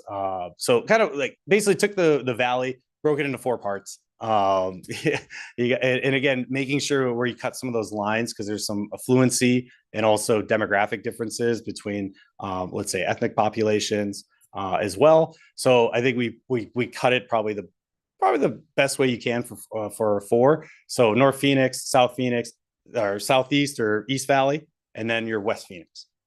And then you got your Pima Tucson area. And frankly, rural, people ask me all the time, like, well, what about northern rural, southern rural? In my experience, rural is kind of, I don't really see much of a difference between northern and southern rural. Geographic density matters most, not so much if you're in the northern or southern part of the state. If you're rural, that's what matters more, frankly. So anyways, our 6 regions. And they're all very different. All right, so top issue regarding them. So starting from the top of the cone, what was the most important issue for these candidates there? So on these charts, we're going to put that region, what that number was on the region. So that number's, and this one in particular is in red for North Phoenix. The yellow is registered voters. So that just gives you then a comparison point. So you can see like, okay, is this above importance compared to the overall electorate of the state, or is it below importance? So you can see which issues are driving outside the norm of the electorate. So abortion, more important here compared to the overall electorate as a whole, but also immigration, jobs, and the economy a little bit less important compared to the electorate as a whole, and then followed by healthcare, education, and elections. But mainly abortion, immigration, jobs, and economy are top ones there. Next slide. Notice public safety is only 1% over there. So looking at this North Phoenix, so the top 3 needed. So when they picked their top 3, it was abortion, whether the candidate calls himself pro-life or pro-choice. Going to be important for debates in that region. This is what the population want to know about: immigration, border security, and jobs and economy, more so on taxes. And then compared to how that compared to 2022, well, it changed a little bit. And this is why it's important we do this. It's not like these issues stay monolithic in voters' minds. Is that, remember, jobs and economy was actually number 1, and that was gas prices. Remember, gas prices were going crazy at that time. But now, you know, gas prices gotten better, but also abortion is still an outstanding issue, right? So you notice that where that changed up. So abortion, very interesting. Changing. Then immigration still number 2 though there, but then you also see that 2022 healthcare was higher up, and that's of course affordability of prescription drugs, which was talked about a lot during that election. I think still talked about, because I still don't think they still fixed it. They're close. Next slide. So again, see a little bit of a change. So Southeast Phoenix, or South Phoenix. So South Phoenix, so this group, jobs and economy is the most dominant or most important one. You see it greatly outperforms the electorate as a whole by about 4 whole percentage points. So jobs and economy, much more important to the South Phoenix or south of the valley. And then abortion, not as important, a little less important than the electorate as a whole. But also education and housing, much more important than the electorate as a whole. Which, again, these demographic or geographic differences, again, very different compared to, let's say, North Phoenix that we just looked at. So again, very much different issues that are driving them. These are more pocketbook issues, less on the social issues. Next. Top 3. So back in 2022, gas prices was number 1. This time it's taxes, but still jobs in the economy. And then healthcare, that was number 2 back in 2022. That's been replaced by abortion. And then in the voters in South Phoenix, actually more curious about the laws regarding abortion access. Some more of the specifics on that. And then number 3 back in 2022 was education, more funding and supplies technology. It's still education, but they're a little more concerned about teacher pay this time around compared to the supplies and technology. Next slide. All right, Southeast Phoenix is a big area. So Southeast is kind of your Mesa, Chandler, Gilbert, East Valley portion. It's pretty large. And so basically we have here is that immigration number 1. So with this Southeast Phoenix metro area, immigration number 1, about 6 points higher than the electorate as a whole. Abortion, about on par with the state's electorate. Jobs and economy, same thing. And not many changes there. Actually, housing was less of an issue for the Southeast Phoenix folks compared to the electorate as a whole. So they're not feeling that pain point as much, or not as much a concern to them, but kind of see social issues really driving the Southeast Phoenix region, which is interesting. Next slide. All right, top 3 of needed topics. Last time it was jobs and economy, gas prices. This time, immigration, border security. Last time it was education at number 2 for teacher pay. This time it's abortion, whether the candidate calls him or herself pro-life or pro-choice. And then finally, healthcare was number 3 back in 2022, affordability of prescription drugs. This time replaced with jobs and economy and gas prices. So a bit of changing of the issues, a little bit of ordering of difference in priorities. Next. West Phoenix. All right, this is our 3rd or 4th one. We're almost there. And top issue with West Phoenix. So this is a whole West Valley area. So you got your Glendale, Peoria, Surprise, Sun City, Avondale, Glendale. So your whole West Valley area. And basically immigration, number one there, a little bit higher than the electorate as a whole. Abortion, but a little less than the electorate as a whole, a few points under. But jobs and economy, a little bit higher up. But healthcare and I thought was very interesting, gun policies. I thought of the specific regions, the West Valley actually scored the highest of gun policies compared to the other regions. I know it's very suburban over there in that West Valley. So interesting. Education, again, not many other big differences from the electorate as a whole. Top three, next slide. So last time was jobs and economy and gas prices was the top issue. This time, move over jobs, economy, gas prices, say hello to immigration and border security. And then last time it was healthcare, affordability, prescription drugs. This time was abortion, whether the candidate calls himself pro-life, pro-choice. And then last time it was education, teacher pay. This time jobs and economy and taxes. So again, kind of a swapping out of the things that were really important during COVID. You know, COVID, you had a 100-year pandemic going on. And then you also had, oh, wait, we shut down the economy, which that hasn't happened in my lifetime. I didn't know you could do that. And so when you have those two things going, those were obviously very much driving those issues at that point.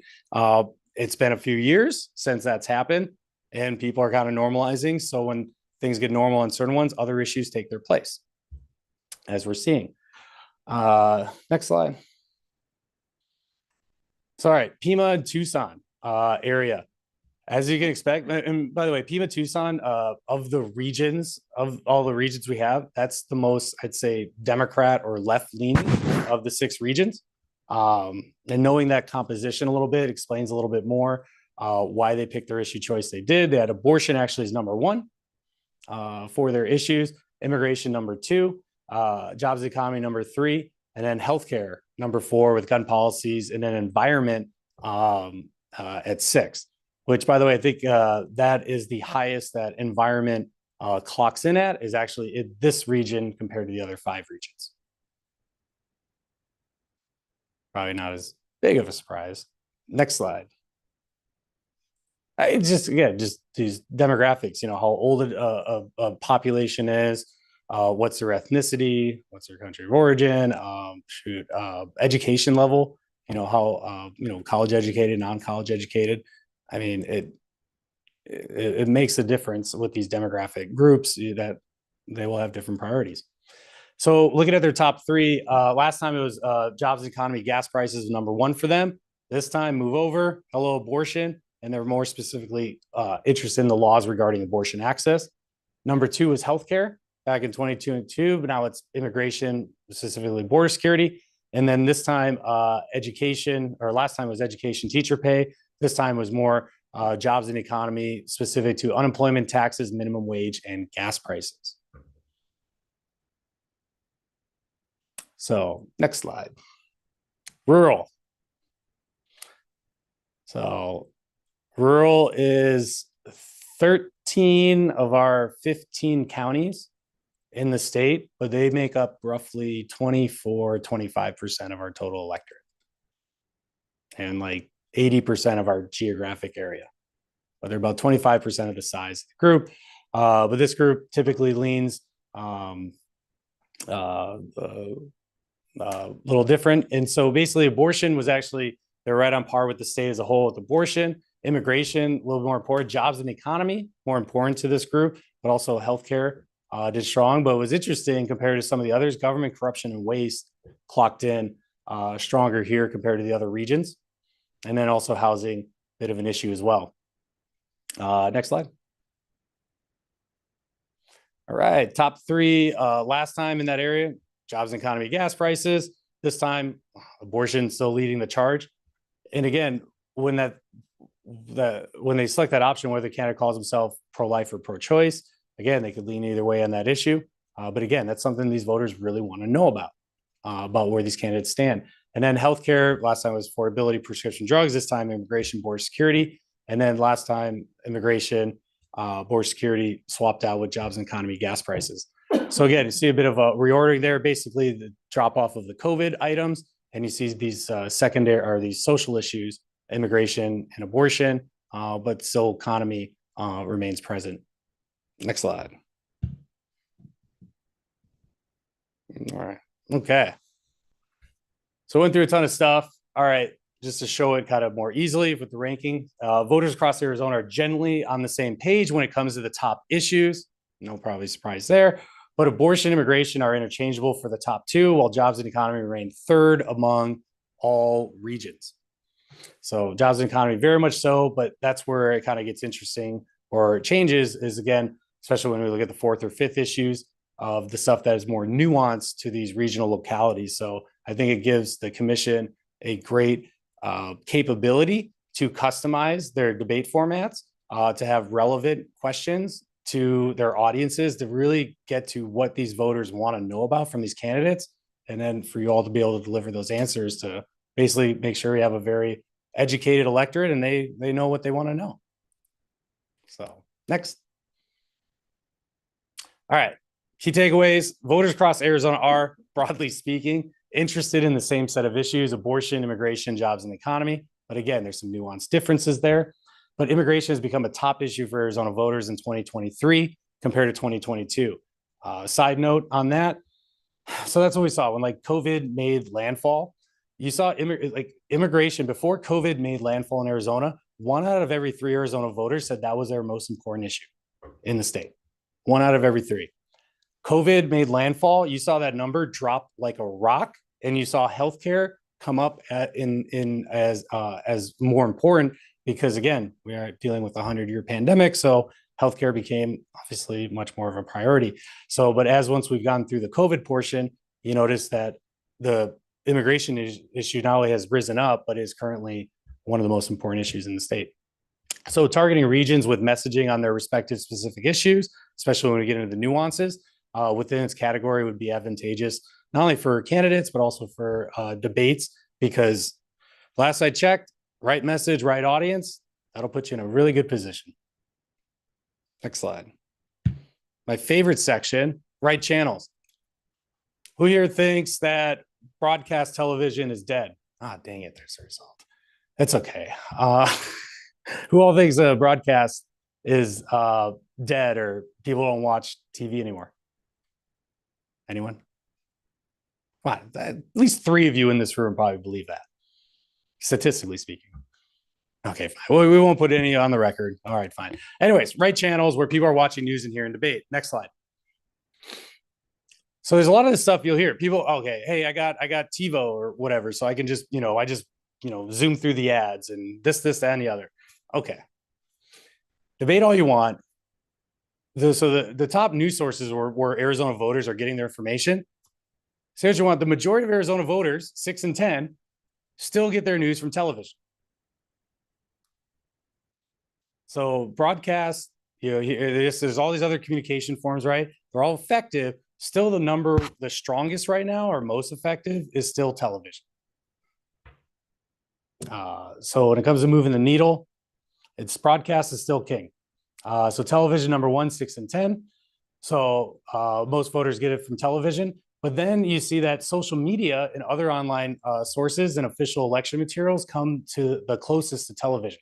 So if you basically look at television's tier 1, tier 2 would be your social media, your Facebook, Twitter, your TikTokers in this room, and then other online sources. Again, online sources of the myriad of news outlets and everything else that folks are able to get to online. But that's also interesting in that tier 2 is official election materials in the mail or online. So such as voter guides, state or county websites. So important places where voters seek that news. And then kind of your tier 3 is your friends and family. So your word of mouth or your social circles, and then streaming services like Hulu or YouTube, and then radio, newspapers, and then 2% apparently get it somewhere else. Yeah, it just comes to them. So anyways, so there's that, but it gets more interesting. Next slide. So news media consumption by party. As much as these parties are at each other's throat, they're not that different overall when it comes to news media consumption of their behaviors.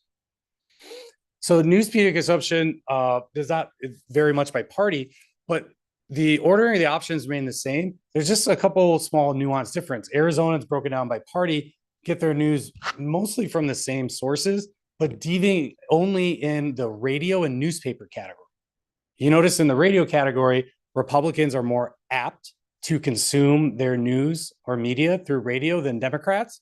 And then it's the inverse of that for newspapers, where Democrats are more likely to get their information from newspaper than Republicans.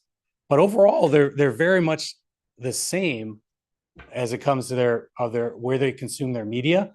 So they've been pretty hyper polarized on a lot of stuff, but not too much on their news consumption outside of the newspaper and radio deviation. Next slide. All right. I guess $1 million question here. What are the various ways that campaigns can communicate with voters? Please indicate which of the methods you most often use to learn more about candidates. So these are all these ways that candidates go and want to hear about voters, right? Well, so we asked them, we're asking these voters like, okay, so instead of you just being, all this stuff coming to you like, hey, how do you indicate that what methods you prefer to learn about these candidates? Well, the top two were being on television, 57%. Basically tied with that, or statistically tied with that, is watching a candidate debate. Hands on the two. So imagine if they were watching a candidate debate on television. That would be like the ultimate. I feel like you guys might be doing something like that coming up here this year. So, and again, we didn't know the data results prior to this, right? So that decision, that stuff was already, done and in the rearview mirror. So to see these results, to see that that decision, I think the broadcasters, right? And so, anyways, not bad. So, anyways, a debate on television. Oh my gosh, that'd be almost like the thing voters would love to know, and probably the most educational thing for them. Huh. Anyways, and then next down on the list is like conversations with family, conversation with friends. But also a physical piece of mail. All those people that talk about, oh, the mail. Yeah, no one reads those. They just go right in the trash. Okay, well, I don't know. Hearing from voters, 25%. It actually ranks number 5. The more effective ways they want to be communicated with. And then you have newspaper, radio, some of these others, odd down. Apparently, and this might be a sign of our current society, the last way they want to be contacted is via telephone call. I know things have changed. I love talking to people, as you can hear. And so via telephone call, look at that. Last one, or speaking to the volunteer, 6%. Anyways, so we looked through that around that. So anyways, so how do they want to be contacted? We were able to find out the best modes or ways that are more effective than others. Next. And then the top 10 campaign contact methods broken down by party. So just look at that same thing with just looking at it by D's and R's, is that it remains pretty consistent with the greater electorate. Partisans receive messaging from campaigns similar to the broader electorate. Conversations with friends drop down in ordering when broken down by party.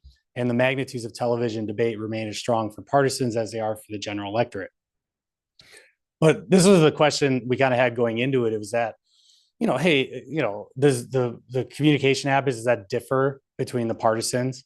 Like what impacts is being a partisan? What does that have? And is there a bigger difference in the communication? Again, not so much. Overall, pretty similar, just some small nuance differences. Next slide. All right, key takeaways. I don't care what people tell you. Television still dominates. Not only through this data, but plenty of other data out there. Also, the majority of spending in Arizona will be on broadcast, and broadcast still is very dominant, and TV is very dominant, for news and campaigns alike. So this trend remains true for Republicans and independents alike as well. And then other mediums are on the rise, particularly online sources, word of mouth, and print. But it's increasingly important to create debates that can work on TV, but also can reach people on social media, streaming services, and other online sources. If they're not able to tune in at that time, be able to, let's say have it on YouTube, have a live stream or something where they can go pull it up after the fact. I think will help increase reach and penetration and overall impact for your objectives. Last slide. Sorry. I'm good now, but I just there was a cold going around a few weeks ago, so just have the residuals, and I have identical twin boys that are 4 and a 1-year-old, so that could be something to do with it as well. But key takeaways, actionable insights from based off everything we went through is a lot of information. I know I'm gonna have some follow up with you all after this, and I'll be available to answer any of that. But our big key takeaways, actionable insights are Arizonans are restless and ready to vote. So get ready. They're chomping at the bit. They're hungry for information, and they're going to be coming out in droves. So let's meet that demand. And abortion, jobs, economy, and immigration matter the most to Arizona voters. And then national issues such as immigration, abortion have a distinct local dimension with to Arizonans. But a debate that lets candidates contrast their ideas and showcase their character would benefit the electorate, especially if it was on TV. But candidates who push messaging on specific issues selected within its broader category will fare well with their respective electorates, by party and region. And it's increasingly important to create debates that can work on TV, but also can reach people on social media, streaming services, and other online sources. And most importantly, next slide. Most important slide. Thank you. Ooh, and then there's methodology, stuff like that, if you guys are interested in that. But anyways, how do we do? Very good. Thank you, Mike. Very comprehensive. I know that you're going to get back to us with several questions that commissioners asked. Are there any other questions that members of the commission have? Mr. Chairman. Go ahead, Commissioner Meyer. No further questions, but thank you. Really fascinating information. Much appreciated. Really great job. Thank you. Yeah, I agree. Commissioner Chan. That was what I was going to say as well, is just thank you to Mr. Noble for the incredibly detailed and really fascinating insights into Arizona voters. I think it's going to be helpful with the debates. I think the way you framed it was important for us. So thank you. Yeah, it's going to be very useful for us. Any other questions or comments from commissioners? Mike, thank you very much. We appreciate your time and all the work you put into this. And I'm sure we'll have some more feedback for you. We have one more question there. Oh, we do. I have a question. Who is that? Commissioner Payton? Yes. Okay. So you said half the independents don't really lean one way or the other. What really, is there something in general that scratches their itch, I guess? Gotcha. You know what? That's a great question. I think I will put that down on one of my follow-up items to grab it. Because that's the thing, is that when we go through, let's not clear so it's a lot of data. We had a lot of information that we had to concise down for y'all. And I think we could go and actually just give, we'll actually get a couple slides broken out and probably just do, probably just in a grid format, just make it easier. We could just do that where we have a true independence, as I like to call it. So basically show, yes, you have your independence, the data you're already seen, but I think you could have one of specifically among that, I guess, that 50%, right? Or that the ones that don't lean ideologically to the left or to the right. Like so we can break that out for you. Like maybe they're socially a little bit liberal, but conservative, economic wise, like, is that a big majority of those 50%? My experience has been, I mean, I'll get you the results, but my experience has been with that group, true independents, they're a mix between, I'd say overall, they're usually more like bottom line driven, like things that affect them directly. So I'd say like a housing affordability or, economic issues, things that kind of more directly affect their livelihood.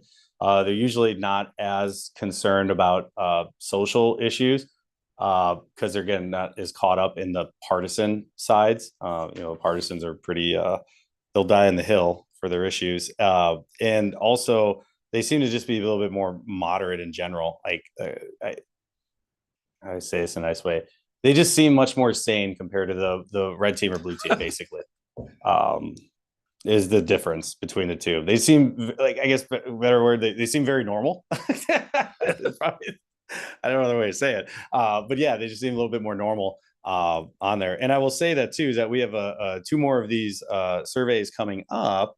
And so we have stuff, again, doing this is that we're huge on feedback, stuff like that. So again, any input or items. So again, I know there was a question asked earlier today. If we asked a specific question, I think it was regarding, it was voting. I know it was regarding voting, whether it was like their cast their ballot. It was happening in the beginning of The primaries. Correct. Independents voting in the primaries, right? But like certain questions, like if there's certain specific issues want to ask about, like maybe particular things like drilling down more on abortion or some of these other issues. Anyways, we still have two more, and we could easily adjust as long as it makes sense in the script logic and survey format. Anyways, great, because again, we want to tailor this as we go and not just make this model. And I have a question also Yes. about the people that are coming here from out of state. Oh yeah. What do we have an idea of what they generally think when they come here? Are they conservatives coming here, fleeing the coast, or are they people that are, not ideological? Or what do you think? Great question. I get that one a lot in the last few years, which is good. That means it's top of mind. It's important. And so, all right. Well, two answers to that. First answer is, on the next survey, all we got to do is ask one simple question. How long have you resided in Arizona? Have you been here less than a year, less than 2 years, 3 years, been 5, 10 years, or you'd be like my wife, an Arizona native, right? So like that length of residency, literally we could just ask one question on the next survey and you could actually get a glimpse into that. But what I can tell you based on data, other surveys, all right, there's two things. One, it's a common question asked because you're not wrong. There are a lot of Californians moving here. So the census only gets down to what states are either exiting or entering, right? But they don't get down to like from where in the state you're coming from. So we saw the biggest exodus from California. The main states they're going to are Texas, Nevada, Arizona, Utah, and interestingly, Oregon. Number 5 are the main states they're going to. But Arizona has just as much intake in the last, like 5 years or whatever, from the West Coast and East Coast as they have from the Midwest, which I'm from Wisconsin originally. So I'm one of those Midwesterners. And so anyways, so we actually have just as much from each. And so the thing is, we don't know is that people know that, yes, we are getting a lot of intake. There's a lot of folks that, because of cost of living, also with COVID, this whole remote working, especially among white collared jobs where you can remote in compared to the jobs you have to show up for. And so, yes, we have those folks here. And I think that's a sense among a lot of Arizonans. The fact is there's no one can tell you yes or no unequivocally, because we don't know where they're coming from in California, because people go, oh, these Californians coming. And I go, okay, are they coming from urban? Are they coming from LA? Or are they coming from, the rural part of California? Because I would bet you if they're coming from the rural part, they're probably Republican. I bet you they're coming from an urban part, they're more likely to be Democrat. So the reality is we don't, frankly, the data is not there. It's not granular enough to know that. We get just as much from each. But what I can tell you, everyone keeps saying Arizona is, because of all these Californians, Arizona is now very blue. Well, if that's the case, in our public opinion polling and stuff we do, why does Arizona still lean to the right? Like, if all this Californians and all this stuff was happening, right? Like, why would the electorate be leaning towards Republicans and not Democrats? And so based on the information that I've seen or know, I think it's fear or a feeling, but I just don't think it's as substantiated. And I think it's actually more likely there's actually a little bit more, it's not as blown. If it is, it's like maybe a slight more folks on the left compared to the right moving in. But I honestly don't think, and frankly, also too, we've seen from the research is that these folks that now having the option to work in whatever states that they want to, right? They're not moving to states that they don't, a lot of them are moving to states they ideologically agree with. Like, for example, those Californians, okay, I get Texas, I get Nevada, I get Utah, I get Arizona, I get why they're moving there, but why the heck are they moving to Oregon? Oregon's very different. But Oregon, policy-wise, for folks that maybe like those type of policies, Oregon probably seems like a really great state that you'd want to live in. So anyways, that's my long answer to that, but it's a fascinating topic, but I think we get a little insight on it on the next survey by just adding that one question, because I think that would tease some of that out. Thanks. Yep.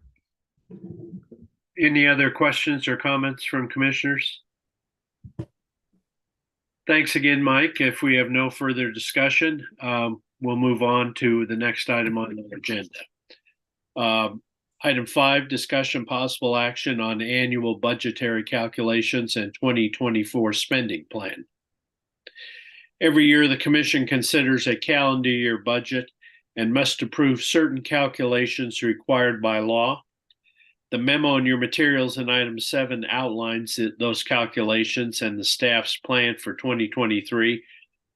Mike Becker is going to highlight some key points, and he'll be available to answer any questions that we have. Mike?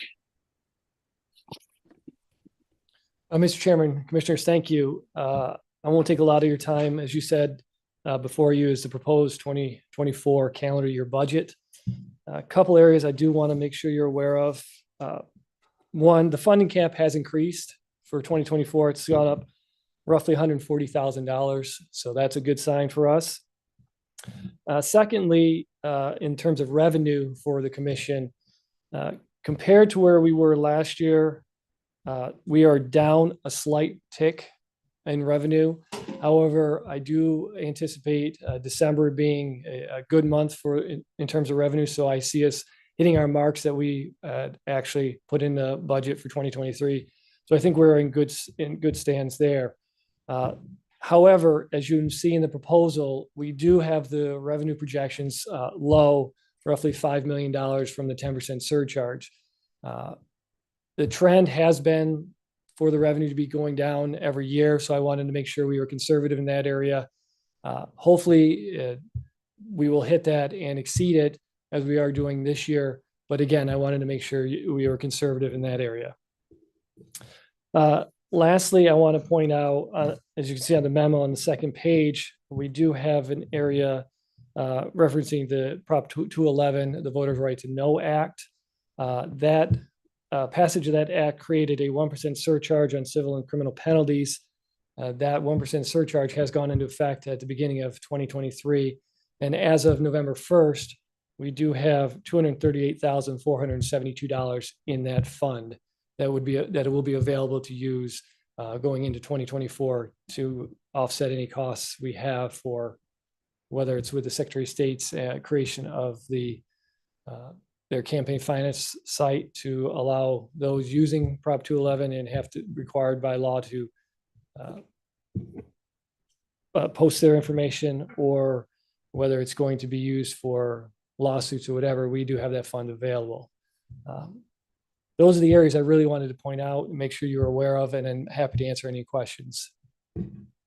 Thank you, Mike. Any questions from members of the commission?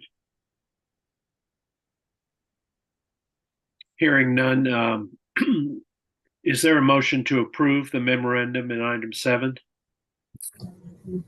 Mr. Chairman, I move that we approve the memorandum in item 7. Thank you, Commissioner Chan. Is there a second? I'll second. Okay. I think that was Commissioner Payton, second. It's been moved and seconded that we approve the memorandum in item 7. I'll call the roll. Commissioner Chan? Aye. Commissioner Meyer? Aye. Commissioner Payton? Aye. Chair votes aye. It's approved 4-0. Thank you, Mike. Thank you. Item 6, discussion possible action on proposed meeting dates for January through March 2024. Commissioners, you all should have had the chance to review the dates Paula has proposed.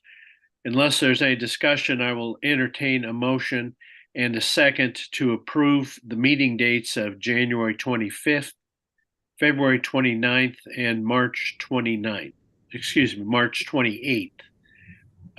Is there a motion to approve those 3 meeting dates? Mr. Chairman, I move we approve the 3 meeting dates. Thank you. Is there a second? I'll second. Okay, I think I heard Commissioner Meyer. Second, so it's been moved by Commissioner Chan, seconded by Commissioner Meyer, that we approve the meeting dates of January 25th, February 29th, and March 28th. I'll call the roll. Commissioner Chan, Aye. Commissioner Meyer, Aye. Commissioner Payton, Aye. Chair votes aye. The meeting dates are approved 4-0. Item 7, public comment. This is the time for consideration of comments and suggestions from the public. Action taken as a result of public comment will be limited to directing staff to study the matter or rescheduling the matter for further consideration and decision at a later date, or responding to criticism. Please limit your comment to no more than 2 minutes. Does any member of the public wish to make comments at this time? Kathy and Paula, does anyone on Zoom want to make a comment? I don't see anyone. There are no more members of the public on the Zoom. Okay, thank you. The public may also send comments to the commission by email at ccec@azcleanelections.gov. Item 9, I think item 8 actually. This time I would entertain a motion to adjourn. I would make a motion to adjourn, Ms. Payton. I'll second. Thank you. Motion to adjourn made by Commissioner Payton, seconded by Commissioner Meyer. I will call the roll. Commissioner Chan, Aye. Commissioner Meyer, Aye. Commissioner Payton. Aye. Chair votes aye. We are adjourned. Thank you very much, and happy seasons to all of you. You as well. Thank you.